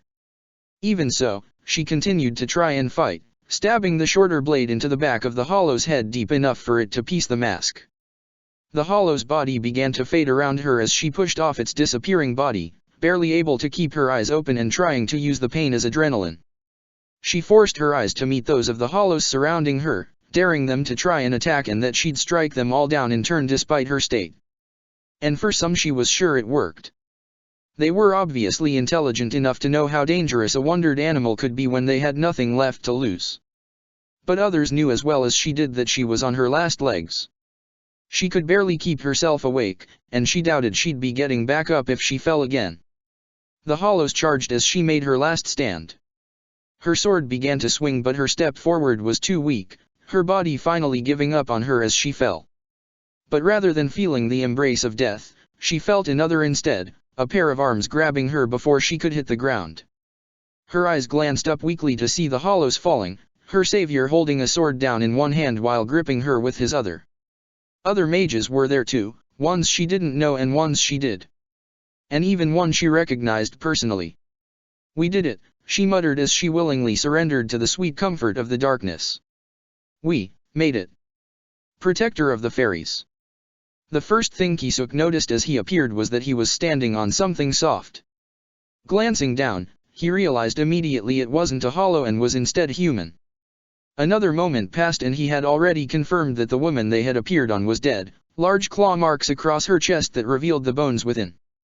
Kisuk. His attention turned towards the voice to see Ishain supporting a woman on his shoulders, a broken sword hanging tightly in one of her hands. The other piece of the blade appeared to have been dug into the woman's flesh, her grip on it, even in her unconscious state, forcing it to remain in place. "Did everything go all right on the ship?" "It's all fine," Kisuk said, taking stock of the situation around them.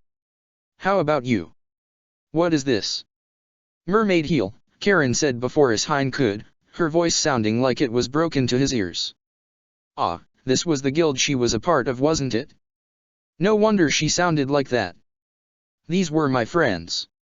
"We can't stay," Ishain said to her, doing his best to try and comfort her while still stressing the urgency they were facing. "Some are still alive, so grab who you can and let's move. We can't afford to stay here." "How long do we have?" Hibiki asked Kisuk as he approached, one of the smaller members of the guild being carried on his back. "Any idea?" Kisuk shrugged. "Not sure. It'll happen soon though. So we should get a move on so we can be out of here before it happens." "How many are still alive down here?" "Not many," Hibiki replied quietly. "Grab as many as you can. We can't do a second trip, so we need to take as many as we can." He turned to repeat the same test only to find the man had already rushed towards one of the women still alive and carefully pulling her onto his back. Kisuk quickly matched the others, pulling too tightly onto his back while Ishine went and grabbed more and slung them under his arms. The only one left without any was Gray, standing at the head of the group with his hands exposed. "I'll clear the way," he called back before charging forward, meeting a rush of hollows from the other side and freezing each one with the touch of his palms. When they tried to block his path with their bodies, he instead swung out and released larger waves of ice to freeze them all solid, immediately shattering them by leaping through to clear a path for those behind him. They were almost there when they heard the first sounds of rumbling. Not one looked back as they picked up their pace, the sound drawing closer with every moment as light began to appear before them. With last bursts of speed, they all pushed forward as fast as they could. Some used Shunpo to dash forward that last bit, pulling others with them. Others tried to propel themselves forward with whatever means they had or to dart out of the hole as fast as they could. In the end, they barely made it, the last of them landing on the edge of the hole and falling forward just before a torrent of energy tore upwards out of the hole and scattered them all with its shock waves. Being the closest to the blast, Hibiki had it the worst, being flung across the ground while trying to hold the girl he had managed to rescue against him to avoid having her flung away in the process. A hollow was fast to try and take advantage of his weakness only for a wave of flames to burn it to a crisp before it could. "Over here!" A familiar voice called out, Natsu dropping from the sky and landing beside them as other familiar mages appeared. Mages from Fairy Tail, mages from Lamia Scale, mages from Quattro Cerberus, mages from Blue Pegasus, they were all present and Hibiki quickly found his fellow Trimens reaching his side with helping hands. A look over at the battle revealed that their forces were pushing their way through, more and more displays of familiar magic showing up as guilds united and pushed back the Hollow Army. The barrier had been shattered in a large area, but as the energy from the explosion cleared, the Hollow Army beyond it looked to be in tatters. "Hibiki, can you take these girls back?" Ishine asked him as he approached, depositing the mermaid heel mages in the hands of the Trimen before turning his attention towards the Hollow Army still remaining. "I'm going to do my job and push the remaining hollows back out of the barrier." "That's fine," he replied, looking curiously at the man. "But how do you plan to do that? What's your plan?" "Plan?" Ishine shrugged half-heartedly. "Haven't got much of one, but there's always something a Shinigami like myself falls back on in times like this." He tapped his sword as if giving an answer before saying his solution. "Call Byakuya here. Tell him I'm going to use my Bankai. Protector of the Fairies. Those awaiting in the land of sand." "So this is what that hint meant," Miss Doggin said in amazement, staring up at the 5 large gateways before them. "Under the sands, you'll find a door." "Well, in this case, it appears there are multiple." "There are many paths," Mavis said, parroting out the words Starkey had told them. "But the only one you should take is back. Only by retreating can you find the way forward." "Does that mean we go back? Does it look like there are any traps ahead of us?" Ichigo asked, Mavis slowly shaking her head in response. "Not that I can see, but there is definitely some kind of time magic at play nearby. Some kind of other magic too if I focus, but it's hard to pinpoint." "So do we pick a path?" Taoshiro asked. "Or shall we head back like the message said? Going back could be a trap to waste our time." "Maybe not," Shinji pointed out, one hand resting under his chin as he looked at each path before looking back the way they had come from. "Depending on how one looks at things, they can become distorted and reveal something different. You assume that the paths that appear here are faster when in reality it may be that taking a step back can reveal a shorter route. You want to double check?" "There was hardly anything there." "Then we obviously missed something or something slipped our perception," Shinji countered. It was true that the area they had first arrived in after breaching the building in the desert had been void of anything but a ladder down, and that the room it took them into was just as barren apart from a few torches lighting the way, but that also made it easier to overlook something since they hadn't expected much. When there is nothing to see, one can easily assume that what is hidden is not there. But that isn't always true. And as if to prove his point, Shinji turned around on the spot and began walking back down the corridor. "Hey!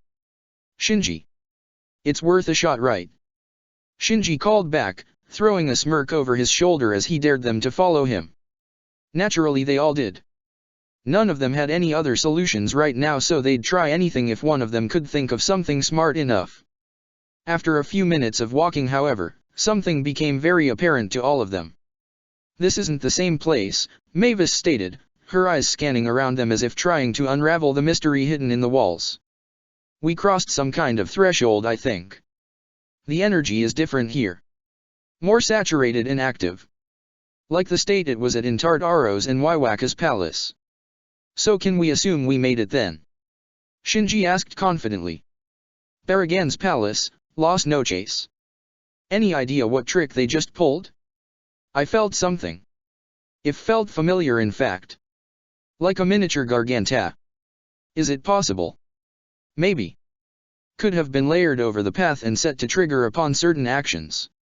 Traps within traps, each possessing a way for Barragan's allies to slip past in case they are caught up in them.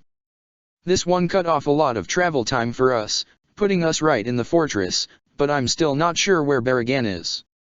"He'll be easy to find," Ichigo stated, his eyes tracking the energy around him before reaching out a hand towards it. It seemed to shiver to his eyes for a moment before settling into his hand, as if seeking warmth from it before slowly floating away once again. "Magic feels odd here. It's like it's afraid, or rather wary.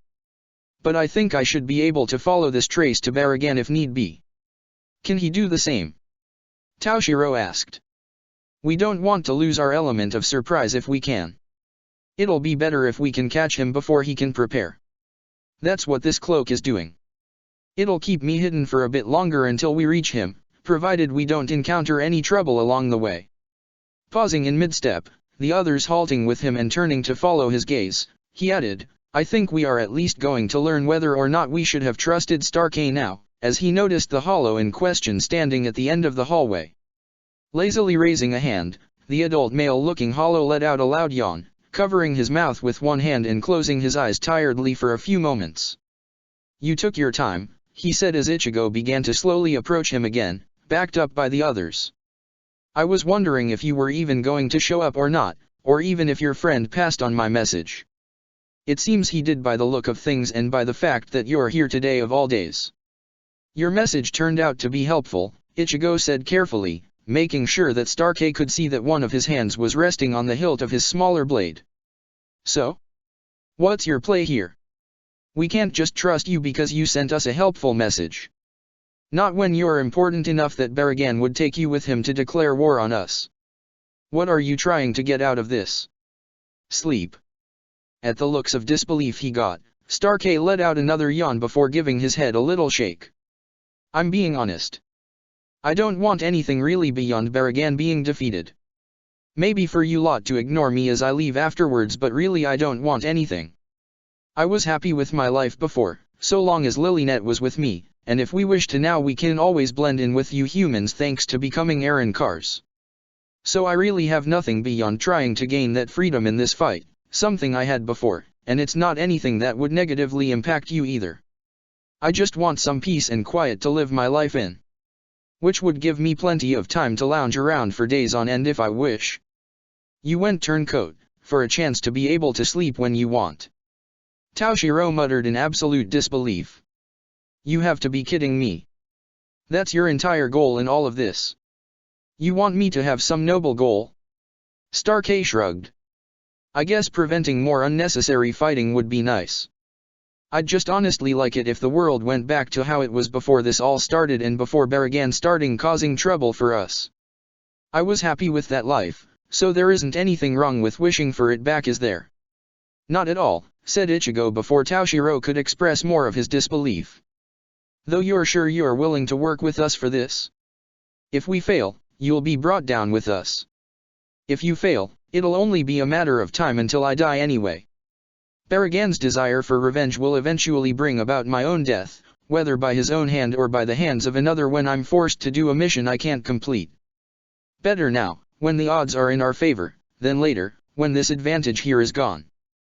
Pausing for a moment, his hand patting the sword by his side for a moment in confusion, he muttered quietly, "All right, I'll hurry up." "You talking to someone?" Miss Doggin asked critically, his hands still gripping his spear tightly and keeping himself ready to attack at a moment's notice. "Are you sure you aren't just trying to lure us into a trap?" "No, he's legit," Shinji said, his eyes having never left Stark once until now. "He's not lying. He's either hidden the truth well behind a facade of other truths or he's honestly here to help. Considering past experience, I'd say it's the latter." "The question is probably still worth answering," Ichigo pointed out, looking at Stark curiously. "Is it that girl with you? What was her name again?" "Lilynet." "Ah, that was it. Was it her?" Stark nodded. "She's special to me. I have her keeping an eye on the path up ahead and she's warning me in case she sees any difficulties appearing. There is nothing yet but the other two hollows here beside Baragan are bound to question my disappearance sooner or later. If we are going to get moving, we should do it now." Glancing at his friends for a moment, Ichigo quickly took in their reactions about the idea before replying. "Fine then. For the time being we'll work together. Let's hope this partnership turns out to be good for us." "Protector of the Fairies. You called for me?" Byakuya asked, coming to a stop beside a resting Ishine. Looking around he could see no hollows within 100 meters of the man, a mountain of burnt corpses surrounding him. "I see you've been busy. Had to pass the time somehow," Ishine stated, pushing himself up to his feet and letting his sword fall back down to hang by his side. "Did you get the messages from Hibiki? Our forces are moving away from the main bulk of the enemy's forces as you requested," Byakuya replied. "I hope you are ready to hold this gap by yourself." "Well, I'm not sure I can handle this completely alone," Ishine said as he chuckled, glancing at Byakuya pointedly. "Mind setting up a barrier with your Zanpakuta to stop my flames spreading to our own forces? I will need to use my Bankai to create the quantity of blade fragments necessary for what you are asking. Is that a yes or a no?" Byakuya sighed, drawing his blade before letting it fall to the ground. Bankai. Hundreds of large swords stretched back up from the ground as the blade sank into it, shattering into an uncountable number of blade fragments to Ishine's eyes. He watched it just long enough to see Byakuya beginning to direct the blades towards where he needed them before he turned to his own blade. "A lot of blood's been spilled here today," he said, holding up his Zanpakuta to eye level as he watched the blood from the hollows drip off its surface and onto the ground. "So many people must have died. But it is only because of that tragedy that we might avert another. Isn't that right, Injetsu?" He chuckled dryly at the response he could hear from his Zanpakuta. "Aye, morbid as even in these moments. Well then, let's do this, old friend. Let's give the fallen a proper send-off." Tilting the sword, he dug it down into the ground, allowing the blade to sink into a pool of blood at his feet. Bankai. At once the pool of blood vanished, replaced by a surface of flames that stretched up and surrounded his Zanpakuta. Slowly lifting the blade back out, the flames licking his skin harmlessly as they neared, he gave a brief nod towards Byakuya before heading towards the hollows nearby. With Byakuya's Bankai up, they would quickly see the easiest way forward was through him, a single man standing alone. And soon those roars turned towards him and thousands of hollows were being funneled towards him, all traveling across the field of death they had already created. "Burn them all," Ishine muttered, raising his sword up as the flames increased around his blade. "Make a sea of flames and send off our brave soldiers to the next world. And let this pyre of ours show to them our thanks for their sacrifice." With a swing of his sword, the entire area before he became consumed by a wave of flames. He continued to walk through them unafraid, the flames parting around him, as the wave spread forward, no longer restrained by his own magical power and instead finding fuel from the one other source it could on the battlefield. The blood. He had never been sure if he saw his Zanpakuta's ability as one he liked. In Shikai he could turn his own blood into fuel for his flames, allowing him to turn the tide of a disastrous battle if his blood had been spilt too much or to shape his attacks in ways that would be hard for the enemy to handle. His Bankai however took a different approach. It wasn't his blood that was combustible anymore but all other blood. A single cut from his blade would send the enemy's blood on fire from within, burning them up from the inside, while a battlefield filled of death could be overrun by a sea of flames that would last until the blood was completely drained. A Bankai that could give someone no chance after a single strike and became its most dangerous with the death of many.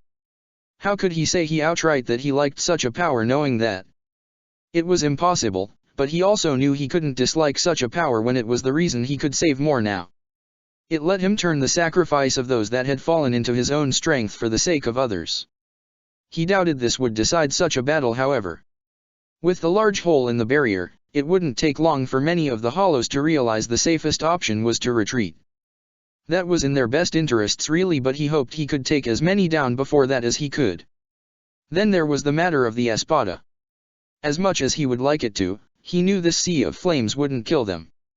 And breaking through Byakuya's sword barrier would be a piece of cake for them, with how thin it must be to merely provide a barrier against his flames. Frowning, he noticed the familiar sensation of someone he had fought before. A hollow, it seemed. That same one he had fought on the first few days of the war, to be precise. It was heading towards him rapidly. Had it worked out he was the source of these flames and wanted to take him down to halt the spread, he'd have to disappoint the hollow. He had no way to stop the flames anymore now that they were consuming blood to fuel themselves, but he'd certainly keep it company if it so wished.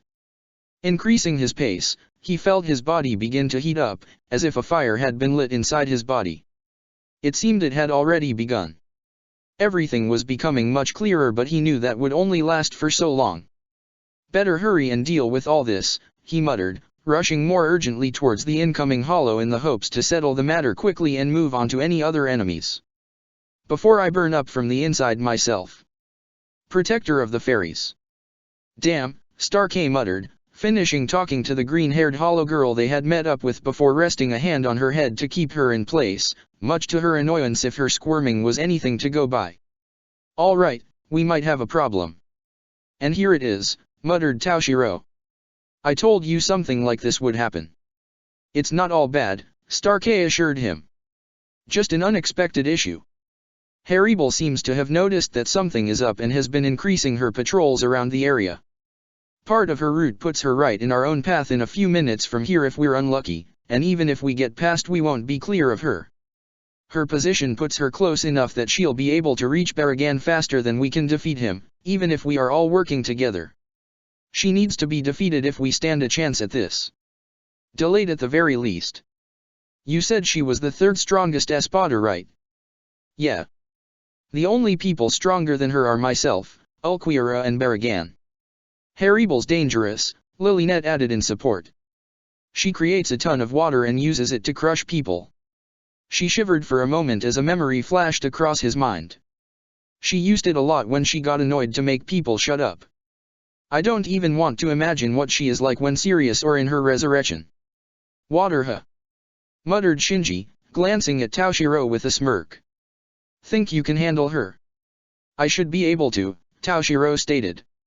It depends a bit under what principle her ability works under, but I'm confident in my Bankai's power when it comes down to it. Worst case, I'll be delayed for a bit until my Bankai's full power is unleashed, at which point I'll be able to finish it as quickly as I can and regroup in that state. That'll be helpful, Ichigo admitted. I doubt you'd have the time to wait it out against Baragan. You sure you'll be okay with this by yourself? I'm sure. Now hurry. You don't want to miss your chance to slip past. Watching as they sped ahead, Toshiro waited until they were out of sight before opening up his senses and finding the hollow he was looking for.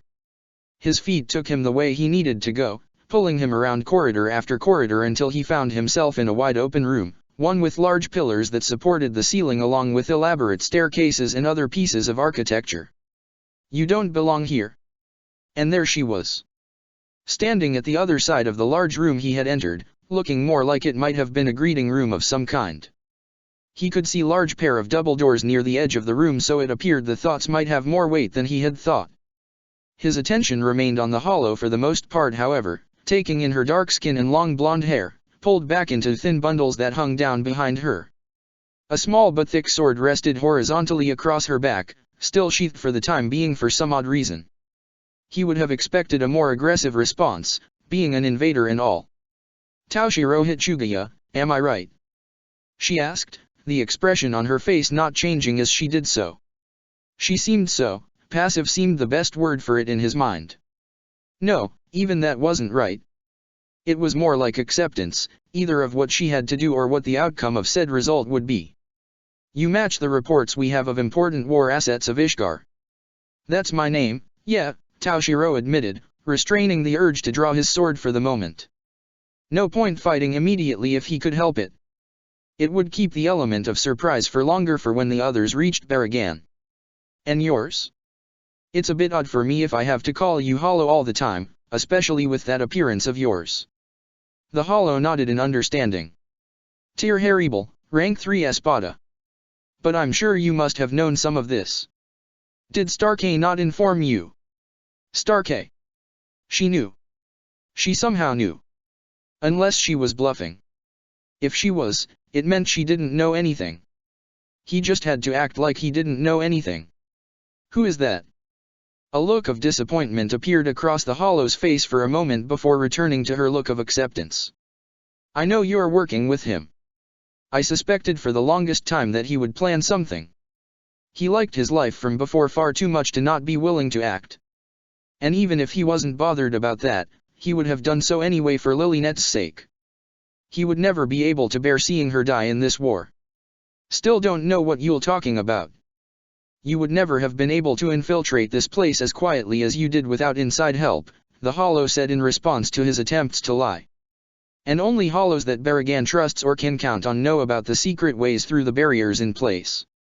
And when I look at who might betray us, Starkey is the only one I can think of that would do so by working with you all. She paused for a moment, a thought occurring in her mind before adding, Nell might have done so too, but she cannot maintain her true self long enough to get you all to trust her. Far more likely that the individual was one like Starkey, who holds both impressive enough power to help fight Baragan but who also would have the means to get you all here. I suppose however that this is enough talking, she added, one hand slowly coming up to her sword and slipping a finger through the hoop on its end.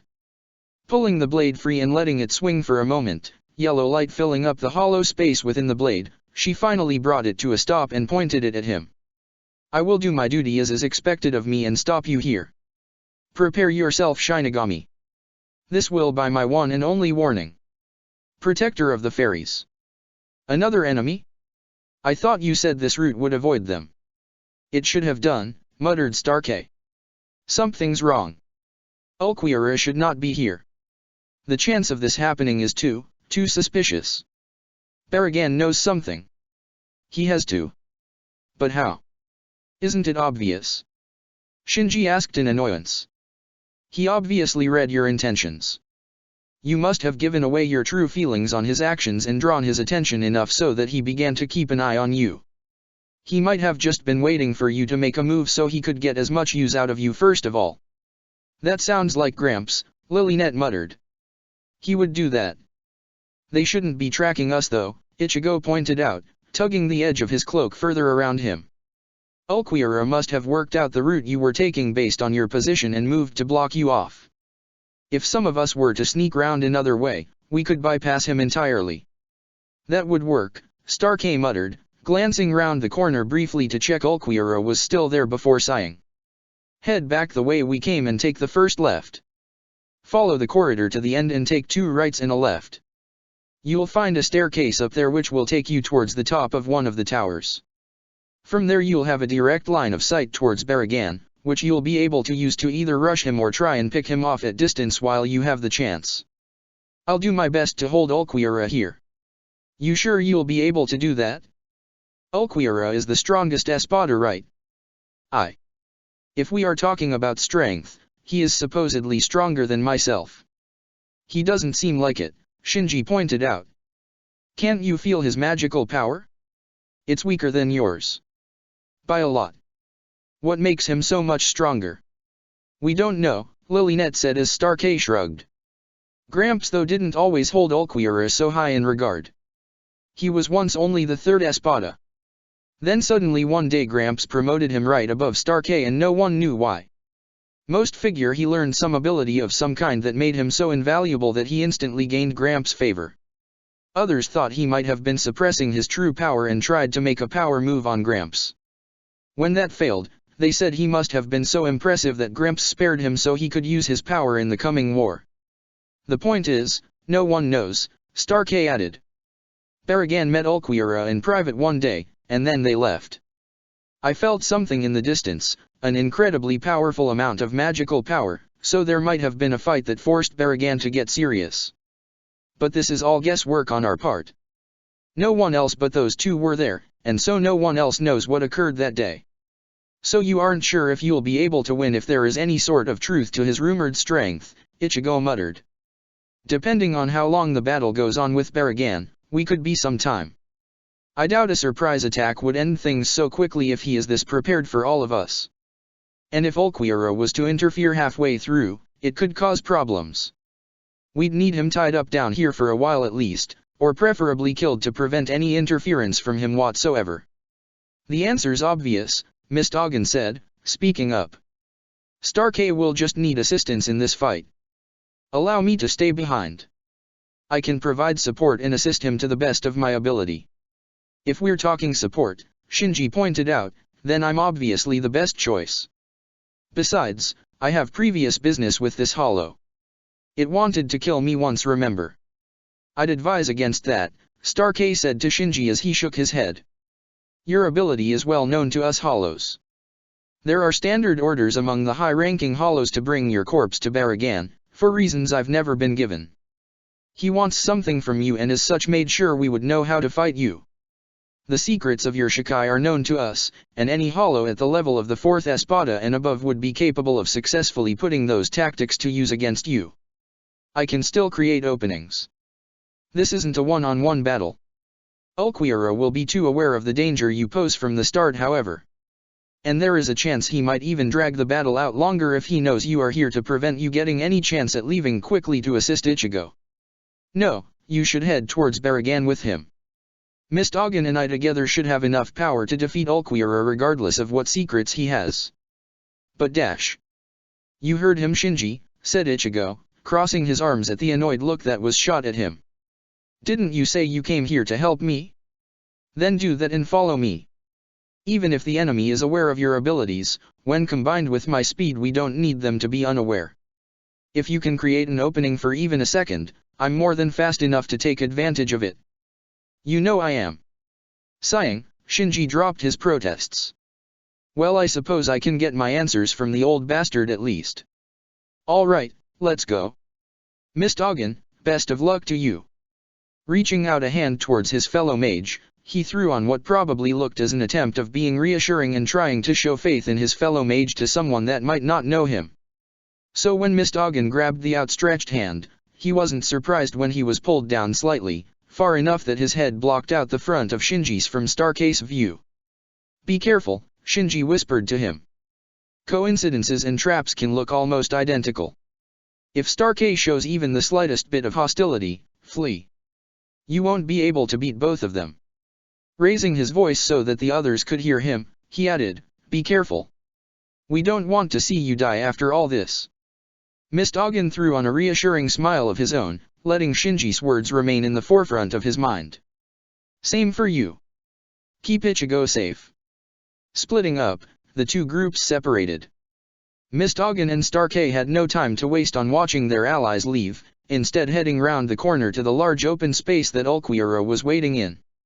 Only Lilynet remained where they had been standing, hiding until called. The hollow was waiting for them as they entered the room, standing at the top of a long flight of stairs that reached an opening to the outside behind him. He didn't look surprised or smug at their arrival. Just bored, as if this was something that couldn't even be considered a way of passing time. You finally arrived, Ulquiorra said towards Starkey, taking the steps one by one as he made his descent. I had my doubts, to be perfectly honest. Your magical power was easy to track, but those meant to be with you was another matter. Glancing briefly at Miss Doggin, he added, and I suppose by his presence it means Ichigo Kurosaki is taking another route to Lord Baragan? You do not need answer. I do not need one. So you're Ulquiorra, Miss Doggin said, readying his spear in case of any trouble. His magic was already within his grasp, just waiting to be called upon, but doing so would immediately confirm any suspicions that Baragan had at their arrival. Even if he knew they were here, he'd rather not have that confirmed completely until the moment Ichigo and the others struck. He doubted he'd get that chance to do that though, and so had to be ready at any moment. He didn't have any idea how fast this hollow might be after all. I've heard about you. You have not heard much. The contact time any of you have had with me has been minimal. Not enough to learn anything of concrete. Your time with Stark would have provided you with nothing of value that I could have risked losing either. Is he always like this? Mist Ogden muttered, glancing at Stark for a brief moment. He almost paid for it when a hand shot towards him, Ulquiorra suddenly in front of him and thrusting towards his heart with his hand. Meteor bust to life around his body and his spear spun round with that enhanced speed to deflect the arm away. Stark's sword was immediately drawn and slashing out at the other hollow only to be blocked as Ulquiorra pulled his own sword from its sheath. So we aren't allowed to even get distracted, huh? Mist Ogden muttered, letting his magic flare out. Guess there was no time to try and stay quiet against a foe like this. Fine. We'll do this the hard way. Protector of the Fairies. There he is, Shinji said, eyeing the old man in the distance on the top of Las Noches. Doesn't look as intimidating from up here. Ichigo shook his head at this words. You don't see him as I do. He's surrounded himself with so much magic that if someone was to even step foot on that roof, he'd notice the disturbance it would cause. A good way to watch out for assassins admittedly, but bad for us. Glancing around, he couldn't see any way they could get to him without him noticing. The roof curved up like dome for most of it, however at the top it had flattened out, pillars stretched up that connected to nothing before a large throne that the man was resting on. Somehow he was sure that sight was meant to mean something to him, and yet for the life of him he couldn't work out what that should be. Pausing for a moment as he sensed the clashing energies from Toshiro and Mist Ogden, he let out a sigh as he turned towards Shinji. He'll definitely know we're here, so now he's just waiting. His guard is too high right now for us to wait for an opening. How quickly do you think you can charge up a Zero? Which kind? A normal Zero or a Gran Ray Zero? The latter. Shinji shrugged. Long enough that he'd notice. I'd probably need a few seconds if I rushed things. It'll make the Zero a bit more unstable, but I'm fairly confident in my aim even in such a state. If you want me to hit Baragan with it, however, I'll need to see him fight for a few minutes first. I need to be able to predict his movements to ensure I can work out how he'll try and dodge the Zero and to ensure it distorts itself in the right direction. Alright then, Ichigo said before crouching near the edge of the tower and getting ready to leap off it. I'll stay in Shikai for the time being. Hopefully that'll encourage him to stay in his base state too. It'll be easier for the attack to wound him in such a state, and once you attack I'll unleash my Bankai and move straight in for the kill. When you say your Bankai, my true Bankai, I'll be limited on certain directions I can strike in if I don't want to hurt any of you lot, but if I time it right then Baragan will be completely unprepared for my sudden increase in speed. I'll keep him distracted, you create the large opening, and I'll cut him down before he can even release his resurrection. Sound good to you? So long as you're careful, that's fine. Best of luck to you. Nodding at the words, Ichigo leapt off the tower, shooting down towards the top of Las Noches with both swords being drawn. The cloak around him was quickly pulled back into its resting place in the pall drawn over his shoulder, freely allowing Baragan to sense his magical power finally. And if his power was going to be sensed, he'd let Baragan notice all of it at once. The larger of his two blades rose as he rushed down, energy pouring forth around it and engulfing it until a massive overlay of the original blade surrounded it. Getchuga! Baragan had noticed, and was already stepping out of his throne. The bones that made up the man's throne, oddly fitting considering the cryptic message Stark gave them, began to be pulled up with him into a new shape, condensing together until they formed a large doubled-headed battle axe that the hollow seemed to hold easily on one hand. Tenshou! The massive wave of energy flew forth as he swung his blade down, an opening for the series of attacks he planned to rain down on Baragan one after the other. He hadn't expected it to work in the slightest with how on guard Baragan was, but he also hadn't expected for Baragan to respond to his attack by merely swinging his axe at it, a wave of purple mist being released and slamming into the attack in turn. Despite the significant difference in scale, the mist broke through the entire middle of his attack before fading away, its energy obviously spent, and leaving the rest of the Getchuga Tenshou's energy to slam down harmlessly at either side of Baragan. What kind of attack was that? It definitely wasn't as strong as his own. Perhaps it was an attack designed to pierce through enemies rather than obliterate them? In that case he'd have to be far faster with his Getchuga-Ten's house or pack them with far more energy to prevent Baragan from neutralizing them each time with that attack. Landing on the surface of the roof, the ground caving slightly from the force, he eyed Baragan briefly as the man brought his axe back down to his side. The speed he had swung that axe with a single hand was definitely something to watch out for, and from looking at the man's muscles he doubted he could block the blows from that axe with his smaller blade. Even deflections might be hard, so he'd either have to dodge or try and use the larger blade to handle those blows. "So we meet again, Ichigo Kurosaki." Was that excitement in Baragan's voice? "I've been waiting for this for a long time now. Even holding myself back when we last met at the Magic Council was difficult with Wiwak and Zeref present. But now here you are before me, without any of them there to hold me back." "I believe this is the second time we've crossed paths in person," Ichigo replied. "Might not have occurred at all if you hadn't caused the Magic Council to act against you in the first place all of those years ago. Our actions were hardly the worst out there, and ones that have committed far more heinous crimes have had to suffer with far less severe fates compared to those that my guild suffered. The only reason I'm glad I wasn't there the day you slaughtered my guild was because it meant I would have this chance to get revenge, and I have been waiting for it for a long time. Dealing with that med scientist to transform me into an Aaron car, taking over Hueco Mundo to gather an army, converting those we captured into more hollows dash. So that's why you were attacking villages," Ichigo said with a snarl. "You've been turning them into your own soldiers." Baragan nodded, letting some of his anger fade to show an arrogant smirk across his face instead. "Does that annoy you? Innocence being sacrificed by the actions of another. Your guild was not innocent. That's your point of view. And this is mine. If I had to turn a few thousands of humans into hollows to fuel my revenge, then it's a worthy trade to honor the sacrifice on my fallen friends. But I suppose neither of will be able to agree on that, so why waste time talking? I have been waiting for this for a long time, and now that you're here I don't think I can hold myself back any further. We are both standing on the same stage after all. We both possess the power of Ukin, both possess the full capabilities that our powers provide us, which means finally you are strong enough for me to enjoy this. It would have been pointless if you hadn't been able to put up a fight. You need to struggle for me to get the most enjoyment out of this, and you need to make me work for it in order for it to be the most satisfying that it can be." Raising his axe once more, Baragan pointed it directly at Ichigo. "So throw at me all the power you possess. I have been waiting for this day. Once you were stronger than me, then when I finally caught up I went so far beyond that I realized I had to wait longer for the battle I wished for. Now that this time has arrived, I will not accept anything less than you throwing your all at me. Here I am, the man who started a war all to kill you and have sacrificed thousands upon thousands for that goal. So don't be shy. Go ahead and do what you did to the rest of my guild. Try and take my life from me. Protector of the fairies. A beautiful dream."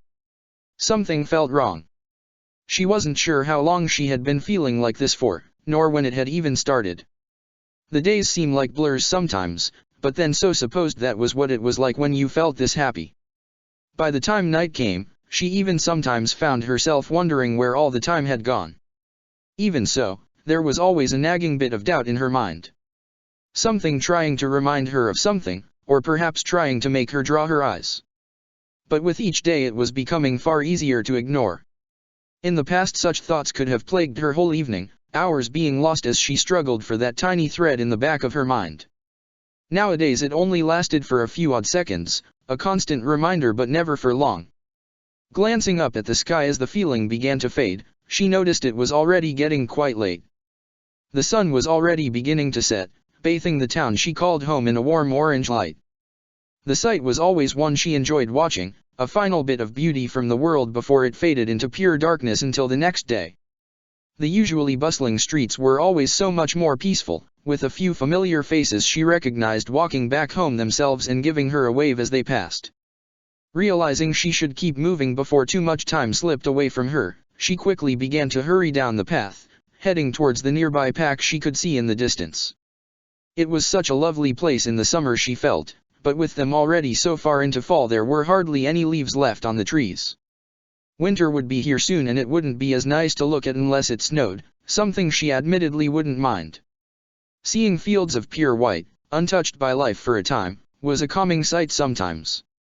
And she knew her husband loved seeing the sight, even if he ended up crying every time. Getting married. She hadn't thought she would have ever done that.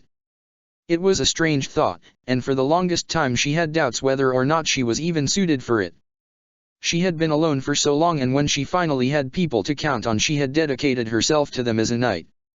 And then after that, she had let herself fall into the same trap.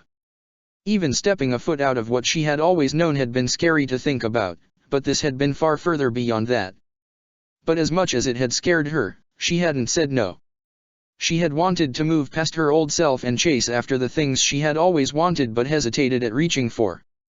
And it had all been worth it in the end.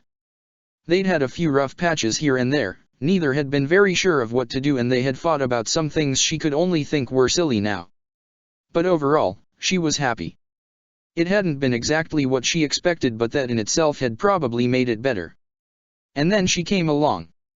Seeing a familiar bench in the distance, she immediately spotted the young girl with the same shade of green hair as her own, lying with her back against the wood and staring up at the open sky. She always did have a habit of doing that on days like this. She said the sky was simply so beautiful like this when it was clear and the sun was setting, with stars beginning to become visible before her eyes. She knew what this girl was like. It would take a lot to snap her out of this mood of hers. It made her father worry heavily the later it got, since she could sometimes even end up simply staring at the sky for hours, completely losing track of time.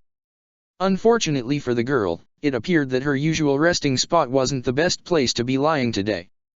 As a small breeze began to flow through the trees, one of the nearby leaves found itself pulled from its home and carried along, drifting down as it traveled until it landed flat against the girl's face. She could hear the groan of annoyance from over here, the girl immediately leaning up and wiping her eyes as the leaf fell away. Their eyes met for only a moment before the girl was immediately looking away guiltily, her cheeks slowly turning red from embarrassment. Resisting the urge to laugh at the cute expression she was being shown, she made the final few steps she would need to close the gap before smiling down at the girl. "Did you forget the time again, Shizuku?"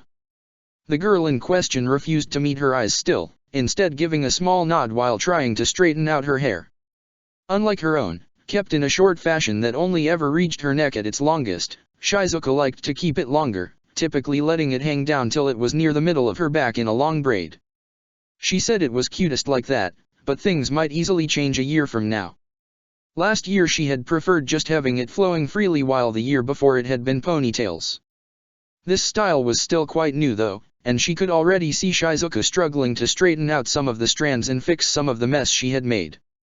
And by the look of things, she was getting more and more upset about it with each passing moment. "Here. Let me," she said, taking the girl's hair into her own and gently doing her best to neaten it all out. It still wouldn't be perfect, that would require having to redo the whole thing, but she knew the girl never minded. Already she could make out the faint traces of a smile on Shizuku's face, one she was doing her best to hide. "You're out late again, you know," she said softly, trying not to sound like she was lecturing her too much. "Your father's going to die of worry someday if you keep this up." "Dad worries about everything too much," she heard back in response. The smile she could see on Shizuku's face didn't vanish though from the look of it. Despite the girl's words, she knew she enjoyed being the object of her father's worries. She took advantage of it more often than not too. "He's always so tense that I'm amazed he doesn't just rush out and start searching all over town." She paused for a moment, as if the thought of him doing so was suddenly a reality, and the expression she showed expressed exactly how she would feel if he did that. "You'd stop him, right, Mum? It'd be so embarrassing if he started asking everyone if they'd seen me anywhere. I'd be teased for weeks." "Your father is just worried, that's all," she replied softly to her daughter. Daughter. That word still sometimes felt weird to her. But here she was with one of her own, a girl she adored like the world itself, and had done so for the last 14 years that she had been alive for. "But don't worry, he won't go causing you trouble because of that. Yours is one of the few presences he could identify in a heartbeat, so unless you end up in trouble he'll keep himself from overreacting." "That's good," her daughter muttered, the smile returning a bit again as she finished the last bit of work she had to do on her daughter's hair. Happy that it would be good enough for the time being, and knowing Shizuka would be undoing it all within the hour anyway once back in the safety of their home, she let it fall back into place against her daughter's back. There. All done. A small murmur came back in response, but she knew her daughter well enough to be able to tell she was thanking her in her own shy way. She had taken bits and pieces from both her and her husband, but where her shyness had appeared from had never quite been answered. Maybe it was just because she had clung to her father a lot as a kid to solve the problems she had, or because she had been less interested in making friends with the other kids her age. There was little they could do to help her with the latter, and she hoped that it hadn't caused too many problems for her nowadays.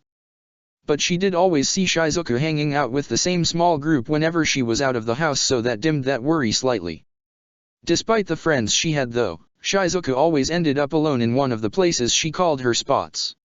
Whether it was this park bench, a nearby tree that had just the right curve to it in the top branches for her to lie against, or even the patch of grass nearby when all else failed. She would always end the day staring at the sky, never seeming to want to reach out to them and instead satisfied only to watch. In the end, it seemed her daughter did like these small pieces of solitude. They made her happy, so for that reason she didn't make much of a fuss about her doing this so often. And in turn she knew her daughter would always spend her evenings in these spots rather than somewhere else in town. It was Shizuka's way of repaying her kindness in a way, a silent promise that she'd always be able to be found in one of these nearby spots if there was an emergency. "Well?" she asked softly. "Are you finished dreaming for the day?" Shizuka nodded, slowly pushing herself off the bench and offering her own hand towards her. "I've seen a few stars come out. I know where the others will be from them." "Is that so? Maybe you can point a few out to me as we walk home. I can never quite remember which ones are which." Those were all the words she needed to get her daughter to smile again, going off on an explanation about how the brightest star to their far right in the sky was the beginning of a large constellation. And how dead ahead you could see a barely visible speck that was meant to be really hard to find normally. So lost in listening to her daughter speak, she almost forgot to respond when a greeting was sent her way by a passing family.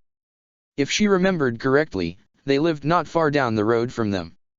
She didn't miss the silence that was suddenly coming from her right, however, Shizuka having gone dead silence and almost seeming to be using her as cover to hide behind.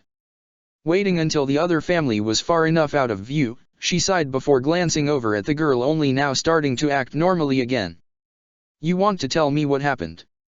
"Nothing happened," was the immediately answer she got given. Unfortunately for Shizuka, however, she was just as bad as a liar as her father.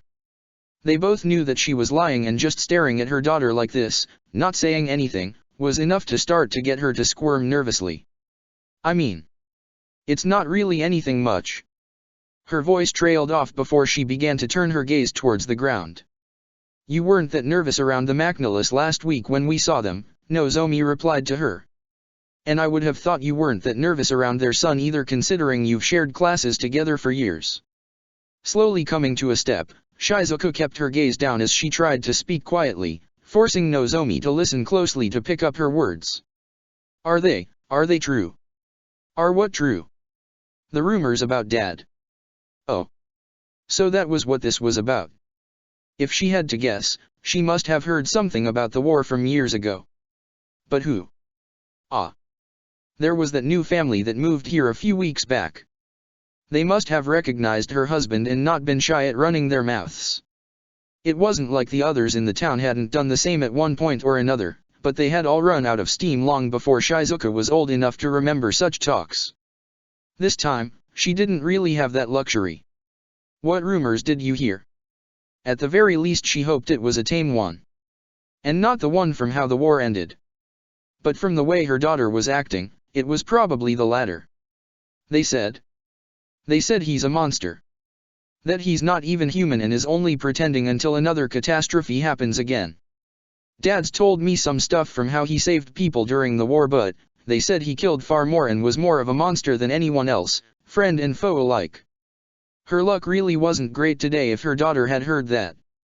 She could easily say that those rumors weren't true, but from the perspective of many they were. She remembered what the final days of the war had been like, when her husband had snapped under the pressure all sides had tried to bury him under and had gone on a one-man rampage through their armies to reach their leaders.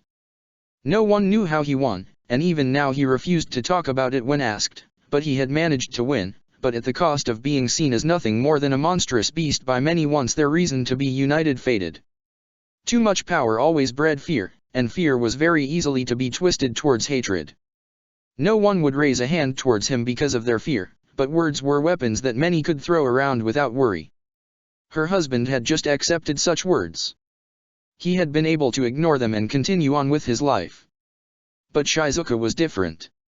She was still a child, and one that very much idolized her parents and saw them as heroes in the stories she heard. The problem was that such words weren't right. They did what was necessary in that war. That didn't make them heroes in her books because in war there could be no heroes. Only ordinary people and monsters, though her definition was very different from what those who used the name and threw it at her husband saw it. So what could she do to cheer her daughter up? Lie? That would not help her when she's older. She was sure to hear more of this later in life when she eventually leaves this town. People knew the Kurosaka name, and if things weren't great for her husband's relatives just from sharing the name, then it would be far worse for his own daughter. Should she try and make her think she heard things wrong? No, that was just as bad. The truth was not exactly best, but some of it might at least help. Your father saved a lot of people, she said softly, running a hand through her daughter's hair as she pulled her in closer. But a lot of people don't like to remember that in the way they should. To save people, he had to fight with all his strength. But he's not exactly a normal mage. You could say that he's the strongest person in all of Fiori. He doesn't seem that strong. That's because your father doesn't like to use his power much anymore. He's tired. The war took a toll on his mind, and since then he has always been more hesitant to interfere with matters as a result. And even when he does appear, his decision to appear the way he does to mages makes them uneasy, because they know all that energy and power is still here, just suppressed so heavily that they can barely sense a fraction of it. And for you who has been around him your entire life and not met any other mages, he is the base mark in your mind for someone's power. Then why? Why do they? People fear a lot of things, she muttered, her own memories from Edelas flooding back. What they can't control, what they can't contain, what they can't stop, they fear things that frighten them. And despite what your father did for them, most can't help but fear him. It doesn't mean he's a monster, it's just that they can't see past their own fear and label him as such. Then, what about me? Shizuku asked quietly, her voice breaking up part way through. Am I a monster? Releasing her grip slightly so she could turn her daughter towards her, she asked softly, is that what they said to you? That you're a monster? Shizuku slowly began to nod, tears visible in the brief moments her face was facing hers. They said that any spawns of a monster, are just as disgusting. That I'm just as bad as Dad. Because my magical power, is unnatural. That I'd be better off, dead.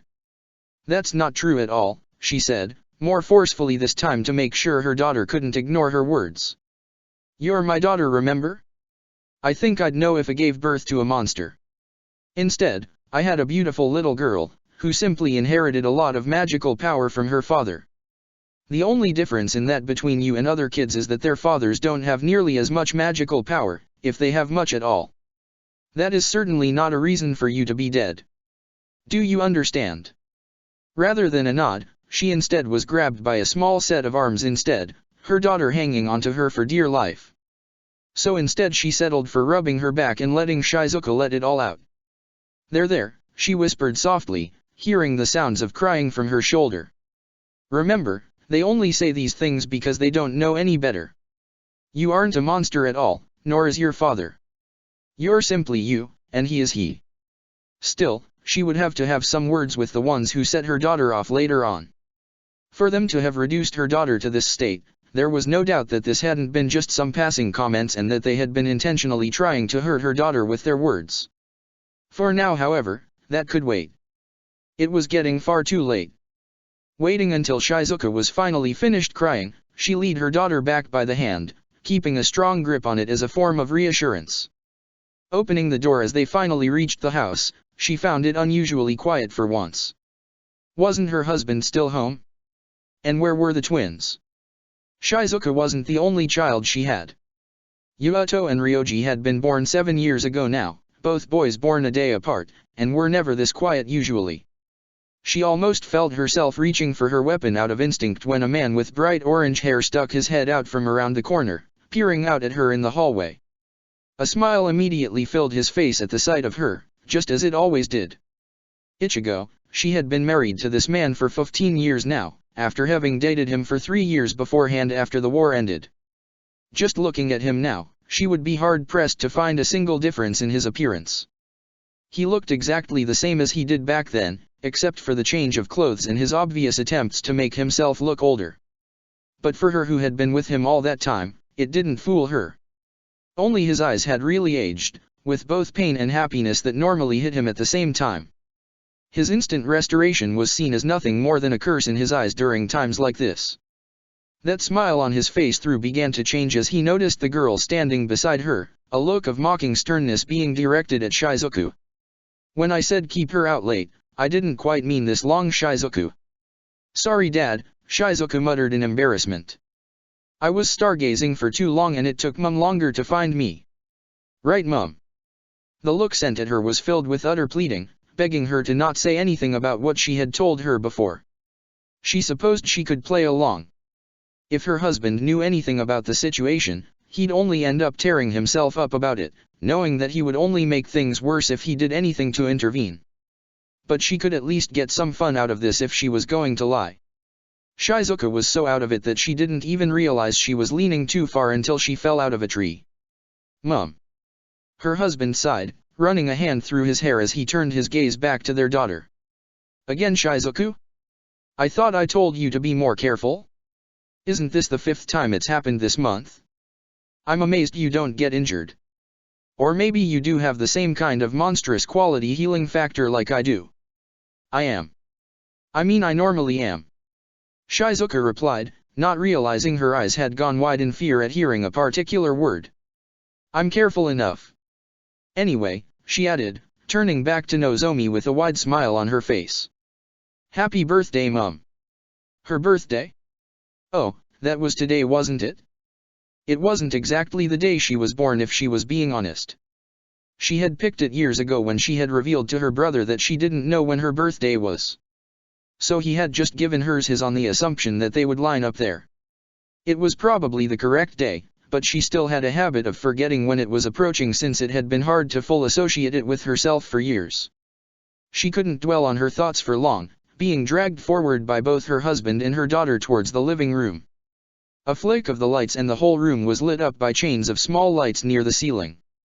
In the center of the room she could already see a table filled with all her favorite foods, some of it slightly burnt in areas that was likely a result of Ichigo trying to handle too much at once in preparation for all of this.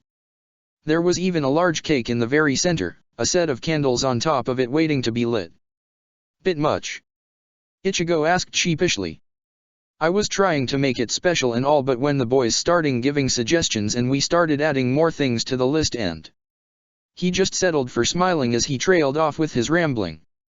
Happy birthday. She wasn't quite sure what to say, but she was sure her happy smile said enough going by the eyes of her family. Two stirring forms seemed drew her eyes to the corner, Yuato and Ryoji opening their eyes from the noise. They must have been tired waiting up for her to get back after all this work. Of course they only had to lay eyes on her for all that drowsiness to vanish, leaping up from the sofa they were lying on and rushing towards her. In the meanwhile, both Ichigo and Shizuka had moved by the cake and she could see him telling her daughter something with a smile. After a few moments he was raising a finger and lighting a small flame at its end, using it to light each candle as he kept up whatever explanation he was giving her. She doubted Kisuke had ever predicted one day that Ichigo would be explaining to his daughter how to light a cake's candles using a low-level Hada spell. The twins slowly separated from her as they noticed the cake, multiple voices beginning to sing out as they beckoned her over to blow out the candles. The smile on her face simply couldn't vanish. It felt like it wouldn't end. Never had she felt so happy, so content, before. Not this much, at least in any moment before all of this. This life, to her. It's perfect, isn't it? A voice spoke far away from her, watching her every action with the interest of a kid with a new toy. Your every wish is granted, your every desire brought forth. You haven't even noticed yet, have you, Nozomi? That the world you are living in right now." He smiled sinisterly, the grin truly making him appear more like a demon than his appearance normally did. "Is nothing more than a beautiful dream. Protector of the fairies." Deflecting the hollow's sword with his spear, Mist Ogden leapt up quickly over Ulquiorra and let loose a rain of arrows of light down below him. They served little point beyond distractions, all breaking harmlessly the moment they hit the hollow's skin, but the action had Ulquiorra distracted for a moment in dealing with them. That was plenty of time for Starkey to close the gap between the two of them and swing his own sword. Responding just as quickly, Ulquiorra's own blade came back up and caught the other blade against its edge, a Ciro already being charged rapidly in his other hand. The speed couldn't compete with Starkey's own though, a bright blue Ciro appearing, fully forming, and firing all before Ulquiorra could finish the second step. Leaping back through the destructive beam, his own Ciro firing off its unstable energy to give him an escape, Ulquiorra quickly used the remaining energy of the Ciro as cover to appear back around at Starkey's blind side. A Ciro formed just as quickly, firing off, but the Hollow already knew this trick from their previous clashes, avoiding the blast by a hair's breadth and slicing down with his blade. Mist Ogden was there to stop it from making contact, however, slamming foot first into Ulquiorra's face as fast as he could and forcing the Hollow to move back a step, his blade missing Starkey and slamming against the hastily raised spear instead. With Ulquiorra off-balanced, Starkey quickly moved in with Mist Ogden to try and take advantage of the opening, his sword slicing up while a chain of light flew forward and wrapped itself around the wrist of Ulquiorra's sword hand. Rather than allowing himself to be pulled forward into Starkey's path, Ulquiorra dug his feet in and instead used his own strength to rip Mist Ogden forward, knocking him into the back of Starkey and disorienting them both. Before they could recover, he already had a Ciro charged, firing it point blank at them. That attempt to crush them failed when bright blue light began to piece through the green energy of his own Ciro. Even in that state, it seemed to him that Starkey could still fire off Ciros of considerable power and strength. But for once his was having the upper hand. Knowing that, he already knew what the two would do next in response, his sword coming up ready and deflecting the thrust from Mist Ogden as the man shot out and around at him in the hopes to gain a surprise attack. Knocking the mage back, he had little time to act upon it before Starkey was forcing him back now that the last remnants of the Ciros were gone, launching slice after slice with his blade and forcing him onto the defensive. Any attempts he made to push back were crushed by the rapidly appearing Ciros, forcing him to make instant decisions the moment he saw them and use his chances for attacking to destroy them before they could finish forming. With one final slash, Starkey threw more of his strength into the blow and forced Ulquiorra back further. In that moment Mist Ogden acted, throwing his spear forward and letting the magic coating it accelerate it towards its target. It was enough to force Ulquiorra to go flying back, even when the point was blocked by the blade, until the Hollow slammed straight into the wall. After a few seconds of motionless, the spear darted back through the air in a straight path towards its wielder, returning to Mist Ogden's outstretched hand. "We're getting nowhere," he said to Starkey, eyeing the form of Ulquiorra as the Hollow pushed himself out of the wall. "Even with the two of us, we haven't managed to get a proper opening."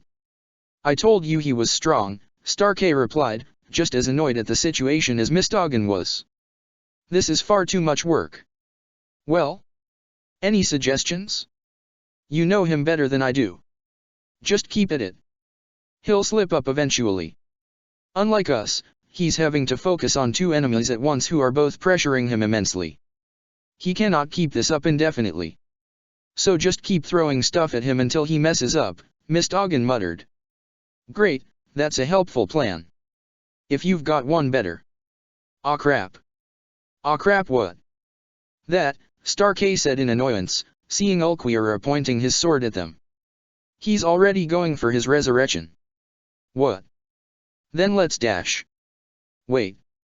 Holding out his hand out in warning, Starkey kept his eyes glued completely on Ulquiorra. "Any wounds we do to him before resurrection are completely healed by its release. This is good for us. He'll be far stronger though. Just deal with it. He'd have to use it anyway, so let's control when he does more. Enclose, Mercy Lago."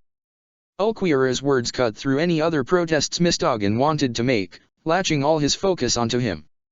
A torrent of black and green energy shot out around Ulquiorra and tore upwards before appearing to rain back down on them all, the hollow itself concealed from view as his form began to change. Keeping their guards up, Starkey and Mistoggen both waited carefully for the hollow to finally show itself again, not willing to risk running into any traps while the energy concealed Ulquiorra. As the energy finally began to fade, Ulquiorra's new form revealed itself. The usual white attire the hollow wore was now like a robe, stretching down to his ankles and closed tightly at the top. His physical appearance meanwhile had taken on many bat-like characteristics, resulting in large and wilder hair along with new horns stretching out from his hollow helmet to either side. His fingernails had lengthened too, acting in place of a sword, but the most obvious change was the pair of bat wings attached to his back. "Be on guard," Starkey warned. "Heal shit." That was the first time Mistoggen had heard the hollow panic so much, but the sight of the Zero charging up would do that. It wasn't the usual green of before. Instead it was pure black, the only extra color being the green that coated the edges. Just looking at it, he knew where he'd seen something like this before. It looked very much like the energy that Ichigo used in his Bankai when he used Getsuga Tenshou. Multiple blue Zeros were fired rapidly at Ulquiorra to try and stop him, but they did no good. Rather than trying to dodge, Ulquiorra just took the hits and finished charging his Zero. Bracing himself, Mistoggen prepared to dart out of the way of the blast only to find Starkey grabbing him beforehand and throwing him out halfway across the room away from him. "Hey! What are you dash? Zero Oscaris." Ulquiorra's words as he unleashed the Zero revealed the true meaning behind Starkey's actions. The blast barely missed him, leaving a large burn mark across his skin where it caught in passing, and filled up the entire area that he and Starkey had been in along with anywhere that they could have dodged to in time. The blast didn't stop there either, continuing to expand out and go further, tearing through walls until the desert was visible once again in the distance through the hole the hollow had made. Glancing at Ulquiorra in shock, he noticed the Zeros Starkey fired had done some damage. There were obvious burn marks across the hollow's body, but most of that was being healed rapidly by the hollow's instant regeneration. It hadn't been too fast before and they hadn't dealt any major wounds that could have been set back by the ability, but seeing it working so effectively on top of this massive boost in power was far too terrifying. His instincts kicked in as Ulquiorra started to move and he suddenly found himself flung backwards through the air, his spear barely managing to deflect the blow aimed at his chest in the process. What looked like a spear of pure green energy was held in Ulquiorra's own hand, being spun round until the hollow's grip on it was reversed. He immediately knew the hollow was about to throw it, so he didn't dare stay put, kicking off from the air while flooding his meteor spell with more magic. The spear shot past his head as he dodged, impacting against the wall behind him and exploding against it. He could feel the energy almost touching his back, desiring to consume him, but he kept moving until he was out of its reach. That was the moment Ulquiorra decided to make himself known again, one hand grabbing him by the head and throwing him through a wall. He tried to slow himself down before he hit the second one, but it was no good, his body breaking through it just as easily as the first before he finally managed to force himself to come to a stop before he hit a third. Immediately he had to dodge the side, one of the spears Ulquiorra could make slamming past where his head had been. He couldn't escape the explosion, the blast throwing him forward right into Ulquiorra's waiting arms. With one hand gripping him by the throat, the other swung a spear only to find its path barely blocked by Mistoggen's own, using all his strength to keep it at bay. "Impressive," Ulquiorra said, tightening his grip and forcing Mistoggen to begin to choke for air. "But how long can you keep this strength up?" Air. He needed air. The other spear was inching closer, and if his strength failed him then that would be it. Where was Starkey? Had that past Zero taken him out completely? Without warning, Ulquiorra suddenly released him and spun back round, deflecting a thrown sword and leaving it to clatter against the ground beside them. "So you recovered already, Starkey?" Bleeding heavily from his left arm, the whole left side of his shirt burnt away, Starkey brought up his right hand before running it through his hair. "This is so tiresome. You're far too strong in this state that it's unfair for us right now. That is the nature of battle. But if you feel so strongly about it, then release your own resurrection. That is, if you can reach your sword. Getting past you to reach my blade? Piece of cake. Mistoggen, now. Ulquiorra spun back round only to find no one there. Realizing he had been tricked, he turned back to face Stark only to find a set of 10 Ceros floating in the air before all of them fired. In comparison to the Cero Oscuras previously used by Ulquiorra, the barrage was nothing. But it still was enough to force Ulquiorra back and slam his spear into the ground, releasing the energy around himself and blasting away the attack from his body. That time was enough for Stark to close the gap, however, his hand grabbing his previously thrown sword and bringing it up just in time to deflect the thrust of a spear from Ulquiorra. You know, as fast as you might be like that, I can still follow your movements. That does not change the outcome of this battle. Just because one can track someone's movements, it does not mean they can keep up with them. Forming another spear in his other hand, Ulquiorra swung it round and forced Stark to disengage from the clash to avoid having his side opened up. Darting back, Ulquiorra spun in the air and knocked the spear thrown at him out of the way, throwing one of his own in response at Mistoggan. Right before he could finish reaching Mistoggan though, specks of blue light caught his eye as multiple Ceros began to form and fire from Stark's position near his side. Using a single spear, he threw it forward at the incoming blasts and detonated the energy in the mix to stop the blasts. The action, however, left him without any weapon for the moment, just as Mistoggan lunged forward with a blade of light in his hand. Dodging easily out of the way, Ulquiorra spun round and prepared to grab Mistoggan once again, only to see the spear that had been previously thrown by Mistoggan being caught and swung at him. Taking a step back in the air, the point of the spear narrowly missed his throat. In response, his hand lunged forward and grabbed Mistoggan by the head, throwing him back towards the room they had been originally fighting in and through a few walls in the process. Raising a finger towards him, another Cero Oscuras began to charge, Stark rushing to his ally's aid as he began charging multiple Ceros in response. Light began to shape around Mistoggan as well, forming a large arm that could be used as a makeshift barrier to protect the two of them, only for Ulquiorra to alter his aim at the last second towards the way they had entered. Seeing the action, Stark's eyes grew wide in realization before lunging forward into the path of the blast. No.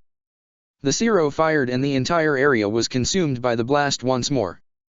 Unlike last time where Stark had managed to scrap out of the blast with only moderate damage, this time it was far worse.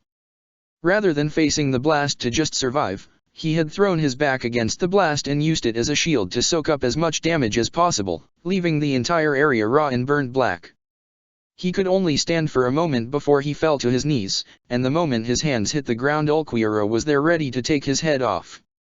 "This was your weakness," Ulquiorra said, keeping the tip of the spear resting against the back of Stark's neck. "I told you to release your resurrection if you could reach your sword. Since when did you assume I meant that blade you pretend holds your powers? When? How foolish. You tried to hide it so that Lord Barrigan would not know, but he already realized it from the start. That child that you pretend is so ordinary is the hiding place for your original power. A sword in the shape of a human. Lord Barrigan said it was amusing really, that a hollow like you who gained the powers of a Shinigami would have a Zanpakuta that shows its inner form to the outside world. Even your form appears the most human out of all of us, and very little of your hollow mask even remains. You are indeed the most Shinigami-like of all us hollows, the one closest to its own humanity. Some of us were even curious of how far you might be able to go beyond this and whether or not such a thing was indeed possible. But now watch," Ulquiorra added, another Cero Oscuras charging as he pointed it towards the smoke kicked up from the previous blast, "as I remove that threat you pose right now. Then, perhaps you will know the despair felt by those that dare challenge Lord Barrigan's will." "No. Don't. It's fine, Stark," Lilynet's voice run out, pausing even Ulquiorra as she stepped through the smoke. For a moment, Stark couldn't hide his relief at seeing she was okay. That quickly faded however when he saw the blade she was holding, held by her neck.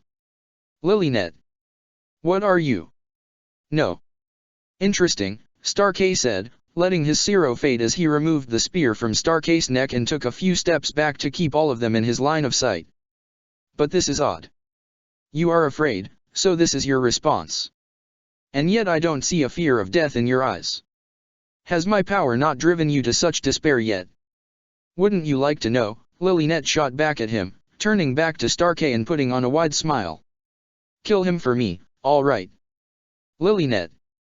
No. She didn't listen, using her blade to cut her throat before Starkey could even make it a few steps towards her in his desperation.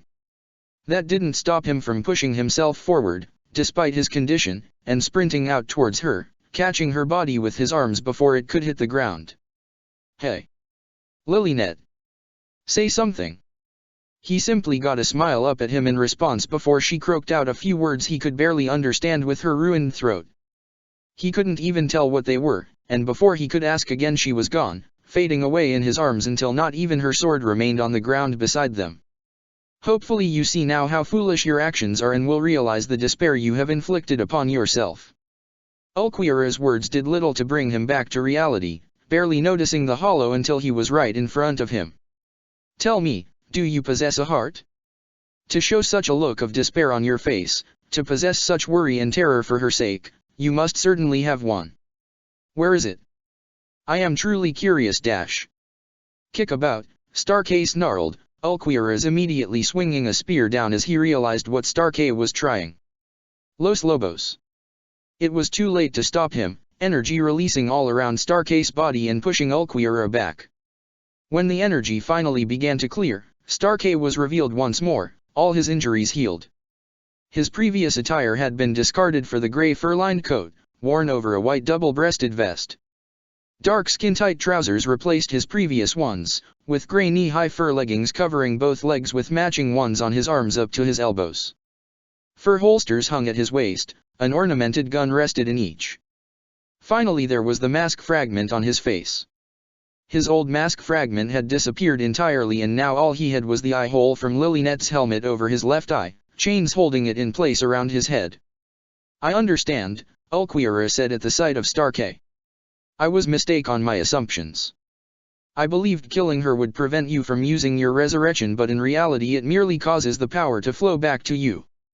Instead I should have prioritized eliminating you when I had the chance instead of indulging in my own curiosity. Seeing guns raised towards him, he began to raise a spear in response. Very well. I will rectify this. Ciro Metrolita. Ulquiorra never got to finish those words. Instead the trigger of one of the guns was pulled, and 100 Ciros burst from its end in the blink of an eye. Protector of the Fairies. A lonely wolf howling at the moon. Why was it so quiet? How many years had it been since he had last asked himself that question? How many years had passed since he had been able to sit silently and not feel this weight? Enough years had passed that he had, at some point, stopped counting. For ageless beings like hollows, there was only the present and eternity. From his very beginning as a hollow, he had always felt this crippling isolation. He remembered nothing of his life as a human, only knowing that he must have been incredibly powerful to have been blessed so strongly as a hollow upon being transformed into one. It had made sure no other hollows that threatened him had ever been able to harm him. But that had only isolated him further. His own kind could not bear to be around him, lest they end up dead from his mere presence. Those that he managed to make friends of all perished through continued contact. He faintly remembered his time when he even cannibalized some of his own kind just to create small moments of interaction to bring something new to his life. Such acts never brought him much joy. His entire life was as empty as his heart, and as his strength grew further he only felt that crippling isolation even further. There was no one in this world that could stay by his side and live. There was no one in this world that he could truly trust as a companion and not have to be wary of. His was simply alone, at the peak of a mountain of corpses of those that had tried to use or fight him. It had been too much to bear. Every day was agony. Every day was torture. It never ended, never stopped, and there were so many times he had considered ending it all. What was the point of living in this endless desert with no one by his side? What point was there with this life if he was destined to forever be alone? He envied the weak. If he had been weaker, he might have been able to have friends. If he was weaker, he wouldn't have been so alone. And then, she appeared. And he did as well, one could say too. The one who could have been called his original self did end up perishing. In the end, the weight of loneliness was simply too much to bear. It was too painful, and so he took to such extreme measures to survive. For hollows, power was everything. But his old self was willing to risk throwing all that away for a chance to end that loneliness. And so that immensely power that belonged to one gave birth to two beings. There was him, Coyote Starkey, the one who would hold the power to guard them both. And then there was her, Lilynette Gingerbuck, the one who would act as the seal for their full power until such time that it was needed. Whenever an enemy appeared that he couldn't beat, they would fuse and the power that was once one would become available to them both. His form right now, well, he didn't know how much it resembled their original self. Those memories were fragmented, split between himself and Lilynette in such a jumbled order that they could hardly make sense of the finer details in them. As such, neither of them had ever known what the hollow that could be considered their parent or their original self looked like. Their fused state didn't give any clues either, as the form it took was his own due to him being the one meant to fight for the two of them. Despite the fact they lacked such crucial memories, neither of them had cared. Because they had both possessed that same feeling of loneliness and felt the relief that had begun to appear in each other's company. For the first time in their shared life, the weight was finally gone. He remembered crying that day. He supposed that was part of why many hollows found him and Lilynette as such odd beings. Most of their kind couldn't cry, and those that were human enough in appearance to be able to cry lacked the emotional range to do so. If he hadn't felt the sadness in his memories and his own happiness, he might never have done so either. Today, he felt like crying again. No matter where she had been, no matter how far apart they might have been, neither him nor Lilynette had ever felt alone. Because they could always sense the other's presence. They always knew where the other was, even when they were hiding like he did frequently to take his naps. As much as he hated being interrupted by them, he had never minded as much when she was the one antagonizing him. Because she was special. Even if everything was burnt to the ground, he could be happy so long as she was alive. And she had felt the same. But now there was nothing but silence in his soul. That comforting weight, that constant presence always there, it was gone. Snuffed out like a flame on a candle, there was no trace left of what had once been present there only moments ago. He wanted to scream out at the world. He wanted to claw his way into a hole and hide down there to drown out all that pain he felt. But he knew that pain would not end even if he did that. He had thought he had felt loneliness before from the memories he had inherited from his original self. But that hollow had always been alone, always envying others and painful enduring that feeling. What he was feeling was 100 times worse. The pain of being alone was an unbearable one. But the pain of losing someone, losing the one person in his life that mattered the most, and being thrown back into isolation? That was hell. A hell he was shackled to with no hope in sight. All he could feel was the pain from his loss. So he channeled that pain into the one other thing he could focus on right now. His original self had made it a priority to eliminate potential problems when they raised their hands against him. Right now, he was doing the same. Ulquiorra was making a good run for it, flying above the desert sands with great speed. But he was faster. It wasn't just in physical speed, allowing him to keep pace and even close the distance Ulquiorra had put between them. It was in his seros too. Aim and pull. That was the flow of motions his body was doing. Aim the gun at Ulquiorra, not even bothering to properly aim, and then pull the trigger. A barrage of seros was released every time he did so, reducing the need to even aim when they covered so much area, and to his eyes it appeared like Ulquiorra was doing everything he could to stay alive and outrun the blasts. It was pointless. No matter how little damage Ulquiorra would take from one sero, it was another matter from the hundreds he was firing. Releasing so many seros with each shot, allowing them to cover massive amounts of space and prevent Ulquiorra from escaping in any direction but away from him, and controlling how tightly packed the seros were to one another was resulting in culminating damage. Instant regeneration was a deadly technique to fight against, but if that was the case then all he had to do was do more damage than can be healed in time to save him or simply wait him out and let him be starved of his own magical power by trying to break free. This chase he was doing, it was so boring. Even the feelings of rage and anger were beginning to dim. Without Lilynette here, all emotions were beginning to fade in place of a sole one. He just wanted this to be over already. Tired of letting Ulquiorra continue to run, he put his full effort into chasing him down and caught up within a minute of the chase. Ulquiorra had done a good job at trying to keep away, first pulling them far away from Las Noches and then circling the area with the entire fortress in view at such range, keeping low to the sand. But with the final bit of distance he needed closed, he brought up both guns at once and fired. Dodging Zeros became a much harder task the shorter the distance was, provided he still kept a bit of range so he had time to aim properly, so he doubted Ulquiorra even had a chance to avoid this attack when there was this many being fired. Even so, he knew it would be unlikely to end without a fight. True to his beliefs, Ulquiorra gave up running and instead spun round to fight, one spear of green energy already being thrown at the incoming blasts. It was pointless. Whatever piecing power it has was nowhere near close enough to overcome the combined destruction power of his own strike. It barely slowed the blasts down. Raising his spear, Ulquiorra stabbed into the ground before him right as the blasts reached him, but even that wasn't enough to buy him much time. So instead he used the force of his own attack to help provide him with the required force to get out of the way in time. It didn't matter if he dodged it though. His guns moved and another barrage was fired. Ulquiorra used the same set of tricks once again, but he didn't care. All he had to do was fix his aim. Even if his attacks weren't connecting because of Ulquiorra's actions, those same actions were also damaging Ulquiorra in the process. Ulquiorra was being hurt faster than he could regeneration. So long as the final blow was struck, he didn't care how it occurred. The end result would always be the same, so if this was the way to reach it, then that was fine with him. He didn't have to keep it up for long for Ulquiorra to make a mistake. It had been admirable that Ulquiorra managed to keep it up for so long and remain composed. But then he was the top espada for a reason. The moment he saw his chance, he purposefully lowered one gun and continued firing with the other. Ulquiorra undoubtedly saw the opening, realizing that there was less danger on that side, and knew it was a trap. But it was an unavoidable route too.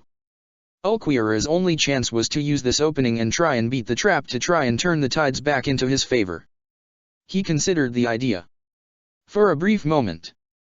Then he raised his lowered gun back up, just as Ulquiorra shot into his line of sights. No need for spreading out the Zeros so much this time. All he needed was a single shot. 100 Zeros, focused down into a single beam, and then released in a single instant from the end of the barrel. Could Ulquiorra dodge? Retreating backwards here wouldn't be enough, nor would any form of retreating. He could adjust his aim too quickly there. So any attempts to dodge would be while Ulquiorra was charging. He had to be patient. Just wait. A chance would come, so long as he was willing to just watch for the moment. Ulquiorra was getting closer, almost within striking range, but there was still a chance he'd dodge if he read the moment wrong. He just had to wait until. There. The gun fired, just as Ulquiorra began to swing his arm. A second too late and he might have lost an arm. Instead it was Ulquiorra who lost one, his right arm severed entirely along with a good chunk of his right side. Odd. He had expected that to hit center mass. It seemed Ulquiorra had managed to read his move correctly, even if he had been too slow to capitalize on it. And now? Now Ulquiorra was missing an entire arm, cutting his offensive power in half. A second spear was being swung from Ulquiorra's other hand, but he easily brought up his other gun and caught it against the metal, holding the spear back for a moment while he kicked back off the air. The explosion that followed wasn't fast enough to keep up with him, and before it faded he had a gun pointed straight at the blast and fired. Mass Zeros was important this time, especially without any knowledge of where Ulquiorra was behind that blast. He bombarded the entire area, not letting up for a moment. Ulquiorra was still in there, and even after taking such damage he could still feel the hollow's magical power going strong. Ulquiorra may have been incapable of keeping up with him, but its power hadn't yet been diminished. Which was why he couldn't let up. He had taken one arm from him. Better to keep attacking and prevent there being even a single moment for recovery. After a minute of continuous fire, however, he finally ended it. As the smoke cleared, he waited for the surprise attack he expected to come from Ulquiorra, hoping to take advantage of it and end this long battle with a single blow. But it never came. Instead, he saw that Hollow meant to be taking advantage of such a moment, pushing itself out of the sand, bleeding everywhere and covered in burns. Honestly, he hardly recognized the Hollow with how ruined its body was from his barrage. "Are you really the first espada?" he asked. He should just end this, but he felt like he had to know for Lilynet's sake. To know whether he could have prevented her from killing herself to save him had he not been as wary about Ulquiorra's resurrection from the start. This power of yours is far too weak compared to mine. And if I was to judge it against others, I might even wonder if you would be capable of beating Tyr. It might be a tough fight for her, but I think she could beat you with her resurrection. Noises came from Ulquiorra, but they didn't sound much like words. More like groans. He must have damaged the hollow's vocal cords, and judging by the state of the hollow's body he was sure its instant regeneration had more pressing injuries to try and tackle first. I don't care how you respond, but I'd appreciate an answer. Are you really the first Espada? What reason did Barragan have to give you such a rank? At this level, I doubt it's because of power or speed or strength. What is it? Knowledge? Intelligence? Or simple favoritism? Sighing, he heard more groaning and grunts in response to his questions. So be it, he muttered, aiming one of his guns down at Ulquiorra's broken form.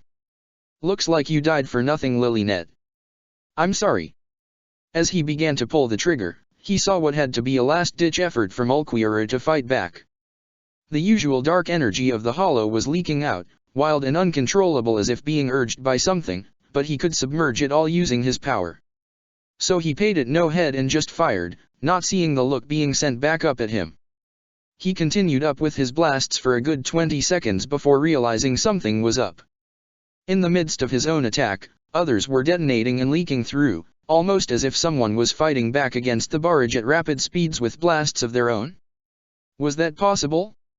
He searched through his senses, but he couldn't find anything but Ulquiorra's down there. Was he wrong somehow? People could suppress their magic, and then hide them entirely with those cloaks he had seen the people in Ishgar wear.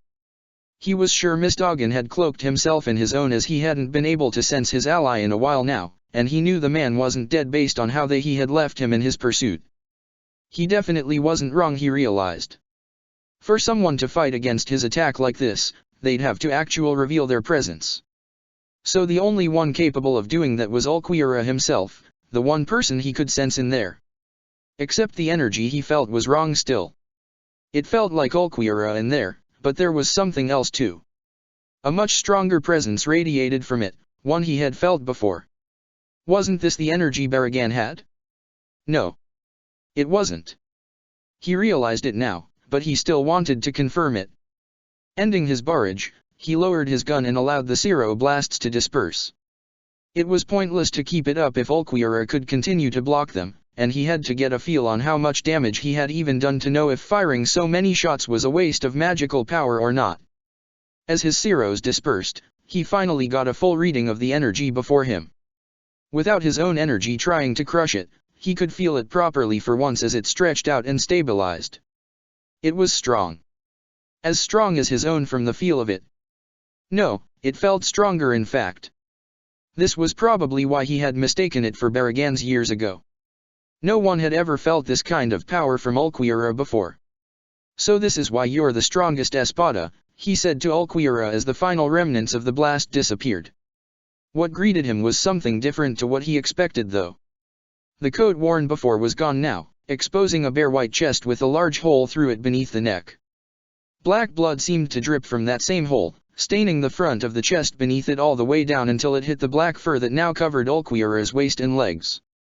That same fur also covered his arms, with his fingers far more like claws now and his toes shaped into talons at the ends. The two bat wings were thinner in many areas and more demonic looking to his eyes, while two large tails of fur stretched from down past his knees. A slender tail continued much further, moving freely around Ulquiorra's body at the hollow's own whims. The face was what ended up drawing his full focus, however. Ulquiorra's eyes had turned yellow, with the sclera now green, and the tear marks beneath his eyes were now black and going all the way down to the edge of his face. Two large bat ears were present, but they weren't what he ended up taking his focus. It was the lack of a single object. There was no hollow mask. That was impossible, he found himself thinking to himself. A hollow without a hollow mask? And yet still possessed a hollow hole? The mask was what represented their existences as hollows, and all of them, even Barragan, had some aspect of it left whenever they transformed into their resurrection states. It represented their heart's new state, and the holes in their bodies represented the initial loss of it. And yet here was a hollow without one at all. Hollow? Human? Or somewhere in between? He muttered. Rather than becoming closer to a human, it appears like you've merely taken on traits from them but retained your hollow nature. But what is this feeling? It's odd, but... So you can't recognize that feeling? Ulquiorra asked him. It appeared like the hollow's vocal cords were working fine. Whatever Ulquiorra did, it appeared to have healed all his wounds. But how? Normally any who feel this so close up end up falling into despair. Is this a result of that girl killing herself? Has this damaged your heart so much that you can't comprehend the emotion my magic tries to instill in you? He felt his grip tighten on his guns at the mention of Lilynet. What is that form? That's what made Barragan so impressed with you, right? It's strong, but what is it? An odd question. But how to answer? Ulquiorra appeared to ponder over it himself for a moment before responding as emotionlessly as ever. I guess it can be considered a bankai for us hollows. A bankai? Was he serious? He couldn't be right? All Arankars like them had resurrections that gave them the ability to fight on par with bankai and even use even more power than them. Was there something even further beyond that? How dash? The question is irrelevant. I see no need to waste time explaining it. I have no need to gloat over this power. It is merely an ability I possess to be better utilized by Lord Barragan. I see. You have a name for it at least. Lord Barragan named it Resurrection, Segunda Etapa. After I taught him the method I used to realize this form, of course. You taught him. His mind was racing from the info. If this was the power felt by Ulquiorra when he used it, just what would happen if Barragan could use it too? He shook his head a few times as he tried to shake away those thoughts. It was fine. He could still beat Ulquiorra. That he was sure of. That was what he thought, as he raised his gun and fired. Until a bright green lance, the magic that made it up looking like flames on the surface of its shape, pieced straight through his blasts and tear away his own arm this time. Protector of the Fairies. Taoshiro frowned, looking towards the source of the disturbance in worry. Even at this distance, he could feel such an unsettling feeling weighting down on him. What was that feeling? It was hard to place, but it wasn't nice. He just wished he knew where it was coming from so he could know what was going on. He couldn't sense Mistogan anyway, and what he assumed was Starkey was now miles away, over at the source of that same odd energy. He would love to join them, except... well, he didn't know where he was right now. Tyr had been tough to fight at first. Her method of generation for water allowed her to turn his own ice into a weapon for her, but the same had been allowed to him in return. As a result, neither had truly had the upper hand. That was when she had flooded the entire area and caused the whole floor to collapse. The water had ended up washing him away despite his attempts to escape until he ended up in a massive underground complex, with what could have been substitutes for trees stretching up back to the roof. From there their fight had led them all around the area, until he had lost sight of where they had fell from due to the sheer scale of their new arena. She had called it the Forest of the Minos, a place that normally housed thousands of Minos Grandes.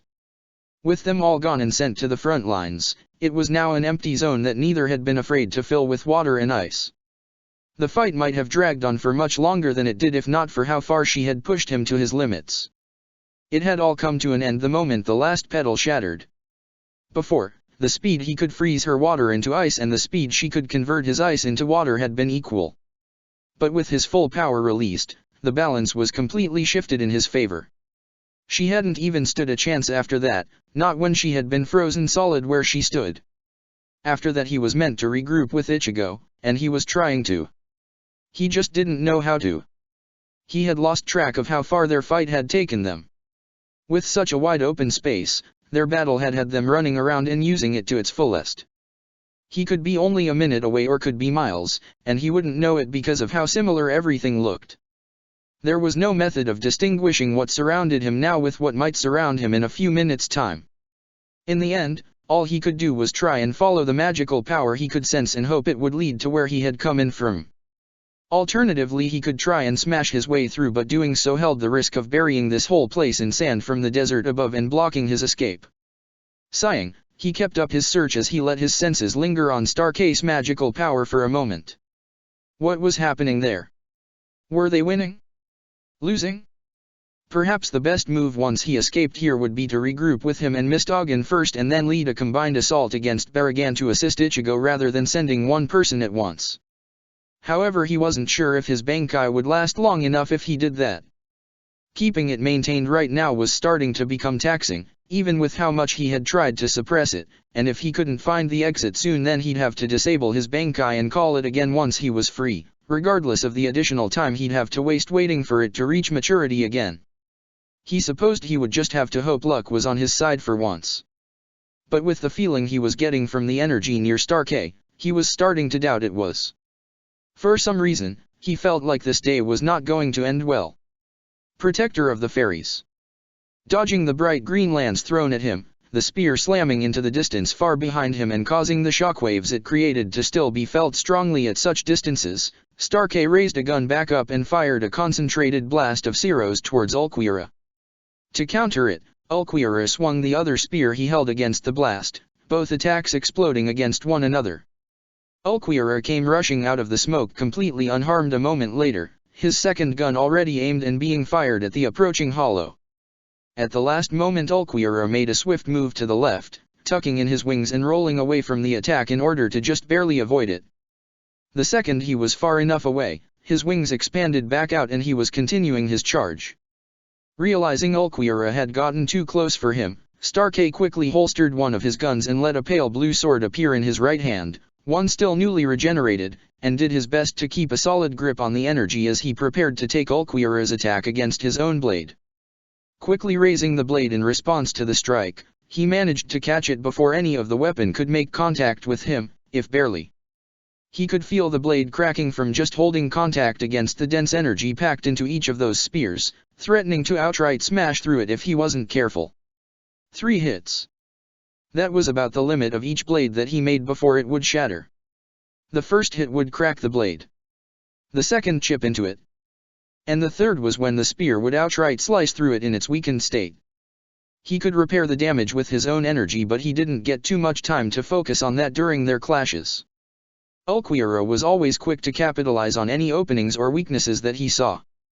Case in point, right now. As he tried to back away, putting some distance between himself and Ulquiorra, he found his opponent unwilling to allow him even a moment's reprieve. Narrowly dodging as the spear was thrust forward against him, using his sword to bat the deadly weapon out of the way of his chest, he tried to bring his other gun up only for Ulquiorra to quickly step in and close the distance between the two of them, a spear held tightly in his other hand. Acting quickly, he swung his gun out at the spear and caught it against the metal. Unlike his blades, his guns could take a hell of a lot of punishment. The problem was that he couldn't fire it like this. It could block but not attack, which was too much in Ulquiorra's favor in those situations. Too much of his power was locked up in his guns to be able to fight back, so if this kept up he'd end up falling first in this battle of attrition. Quickly bringing up his sword in an attempt to attack, he found it easily blocked by Ulquiorra's own spear. Rather than falling back with it, he immediately abandoned his grip and kicked back off the air, putting Ulquiorra off balance for a moment at the sudden action. In that swift moment he reached for his other gun and brought both to bear, firing just as Ulquiorra managed to recover. Not even a second after he had done so had a spear come thrusting out of the blast, straight towards his head. Narrowly dodging it, the action causing his stance to shift and for the rest of the Zeros to skim away from Ulquiorra, he rapidly tried to bring up one of his guns to block the spear being swung at him. For once it seemed Ulquiorra's grip was far too strong. The moment the spear struck the gun, it was ripped from his hand, leaving him no choice but to try and fall back and form a sword in his palm while the gun spun through the air towards the ground. Ulquiorra was not one to ignore such chances, pushing forward with his strikes and forcing him back further. His sword only managed to take 2 strikes before he threw what remained of it straight at Ulquiorra, using the moment he had to quickly create a replacement blade. When he could he tried to fire of Zero blasts, but Ulquiorra was fast enough to either force him on the defensive to stop him firing or to knock the gun's barrel off target and for the attack to fly off into the distance instead. Focus. Calm down. He was starting to panic under these strikes. An opening would come. Ulquiorra had to be using a lot of power and focus of his own to keep this offensive up. Their power was close enough that he could still break out of this so long as he didn't take a direct hit from one of Ulquiorra's attacks. He just had to wait, and there. Seeing his chance, he swung up with his sword as Ulquiorra swung out with one of his spears. Rather than trying to meet the blade midway and halt the spear in its tracks, he instead swung out with all his force at Ulquiorra's head, his side being exposed. In turn he spun his gun so that the barrel faced the ground, beginning to press off the air with his feet. At the last moment, he leapt up from the air, firing the gun and using the recoil to push himself up faster. The spear narrowly missed him, slicing through the air below his feet, while his own sword swung through the air at the harsh angle towards Ulquiorra. Dodging like that had put it off its original course. The blow now aimed to drag across Ulquiorra's shoulder and onto his chest, but he could accept that with the opening it would give. However, at the last moment, Ulquiorra still managed to dodge back, the blade missing the flesh by millimeters. He couldn't hide his shock for a moment, and it was then that Ulquiorra struck out in turn. His swung spear was discarded without a second thought in order to grab Starkey by the head and throw him downwards. Then, bringing his other arm back, he threw the second spear straight down at Starkey's falling form. Lanza del Relámpago. Bringing his gun up and pointing it directly at the approaching spear, Starkey fired everything he had into one blast. Unfortunately, that wasn't enough to stop it this time, the spear already too close and piercing straight through the blasts and into his chest. The explosion released by the blast was unlike any other he had ever experienced, and he was sure that anyone in the distance would think a second sun had suddenly appeared in the horizon, made of deadly green light. He felt out of the attack far before it ended, his entire body burned from head to toe from the blast. He could even feel the remnants of his hollow mask cracked in many areas, and the pain he felt as he hit the ground indicated he must have broken or pieced something important. Instant regeneration immediately kicked in. He could still fight, but even a full recovery was going to take a lot out of him. There was too much damage and he'd have to exhaust so much magic to get back into good fighting condition. He couldn't afford to take another hit like that. However, it didn't look like Ulquiorra intended to allow him a chance to even recover. Landing on the ground beside his body, Ulquiorra was already generating a new spear before lifting it with one hand, ready to use to piece his chest with. He couldn't wait any longer. He had hoped to buy a bit more time. Well, hopefully this would be enough. His voice hurt as he made a small whistle, one that went unnoticeable to Ulquiorra. He doubted the hollow could hear it. But others would. I should ask at least, Ulquiorra said, holding the spear up and readying for the final strike. Where was your heart? My heart. Ulquiorra was pausing. Why did he care so much about so-called hearts? Did he truly not understand such things? Was that why he sounded so obsessed with knowing the answer? Yes. Such a thing is so odd. In humans, it resides in their chests. And yet I hear stories about the hearts of others being left and carried on by their friends and family. Such concepts are odd. Is the heart then a conceptual object? Do they talk about the physical form? Or is there a different meaning behind it? I seek to understand this, to know what exactly a heart is and to understand what I lack. Oh. He understood now. Despair, wasn't it? He asked weakly. Every hollow tended to have some kind of emotion left over from their original death. Normally the cause that led to their hollowification or what they felt during that moment. He supposed his loneliness originally stemmed from him being transformed alone and without anyone he had cared for. Someone like Ulquiorra, he probably had fallen into despair when he changed. At some point he had probably lost even that, and yet still despaired in his own way about what was lost through a desire to understand that. Was your heart in that girl? Was it in the bond? If I had opened up her chest, would I have found something? Or would it have been held in the tendrils of energy that linked the two of you? Or is it possibly in your own chest? He chuckled. Don't know. Maybe it's in something else. Like a wolf. How foolish you are. Ulquiorra's response was cut as a blue wolf of energy grabbed him from behind, clenching its teeth around Ulquiorra's throat and attempting to rip it open. In the same moment other wolves lunged in, finding purchase on Ulquiorra's body wherever they could. Some bit into his legs, others arms, and others tried to use their claws to dig into Ulquiorra's back. Taking the chance he had, Starkey lunged forward. He had to thank Ulquiorra for letting his guard down. It had given him time to push his instant regeneration further, sacrificing less important areas and taking the pain they caused in exchange for getting the ability to move back faster. His gun swung up and he quickly brought it straight up and pressed the barrel against Ulquiorra's face. He didn't care how much damage Ulquiorra could shrug off. This many Ceros blasted straight to the face wouldn't be able to be ignored. He wouldn't get a chance like this again. All the wolves clinging to Ulquiorra began to glow, their energy building up and getting ready to detonate. For him, he just focused on bringing all the power he had left into the blast. Every last drop had to be sacrificed so he could end this in one blow. With all the energy he had, he pushed it forth and pulled the trigger. The explosion generated even threw him back, the force feeling like it would tear him apart too despite it being his own power. But he hung on anyway as best as he could, keeping the blast up and aimed at where Ulquiorra should still be. His power was draining rapidly as the blast continued, more Ceros than he had ever fired at once being forced out of the gun's barrel in one place, but he still kept it up. After another 20 seconds, he finally stopped. Not out of choice but from sheer exhaustion. He felt his legs give out beneath him as he fell to his knees, his gun falling to his side as smoke drifted from the barrel's end. That was it. He was out of magic. But even if Ulquiorra had managed to survive that, he wouldn't be in any good condition to fight. Is that the last of your strength now? No. That wasn't possible. Ulquiorra could have had no way to block that attack, and yet he was still alive and able to speak after all of that? That simply wasn't possible. Had his attack done nothing? No, it had done something. Ulquiorra's magical power was far weaker than it was before. And as he saw Ulquiorra step fully out of the smoke his attack had caused, he saw the state of the hollow.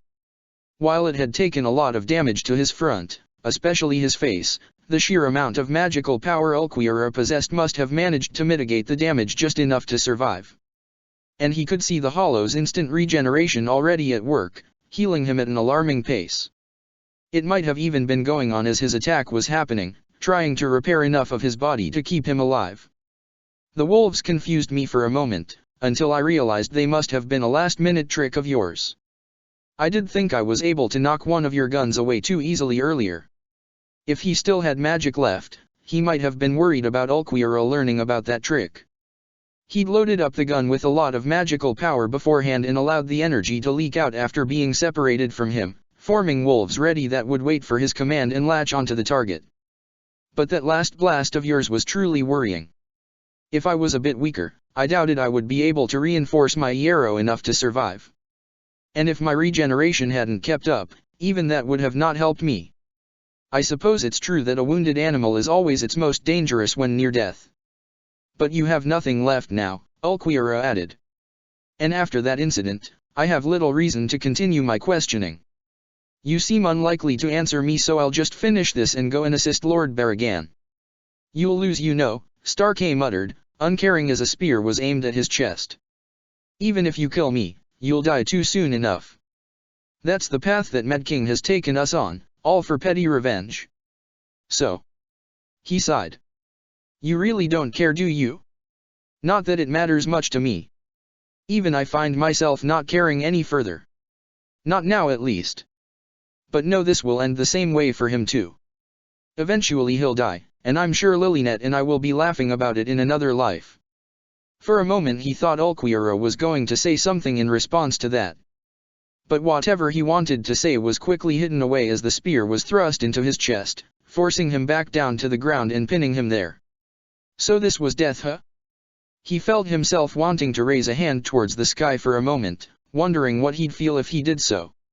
He had seen a few others do that when they were dying in the past, but not all. But as he began to move his hand, he stopped and then lazily lowered it. He supposed at least now he could have his rest. He was always so tired, and this time there would be no Lilynet to wake him up. Odd. He didn't feel as lonely anymore. He supposed it was because he'd see her again soon. She'd probably be really bored waiting for him, and would be so demanding too. A small smile appeared across his face at the thought of it as his eyes began to close. Perhaps he should enjoy this time then. He'd need all the energy he could to be able to keep up with her. After that, they could play all the games she wanted. For eternity if need be, so long as she was there again. So for now, he'd just rest. Watching the body as it began to fade away, breaking down into sand and being scattered in the winds to make up more of Hueco Mundo, Ulquiorra ripped his spear back up from the ground.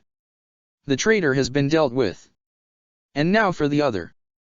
The question was where that human might be. It was difficult to focus on sensing that presence with the pain he felt, but he managed to finally get a glimpse of it. Odd. It was faint, but it was almost like it was above him. Out of curiosity, he turned his head up to look towards the sky. That was when the foot of a giant made of light slammed into his body. Protector of the Fairies. Check the description for the links to the author.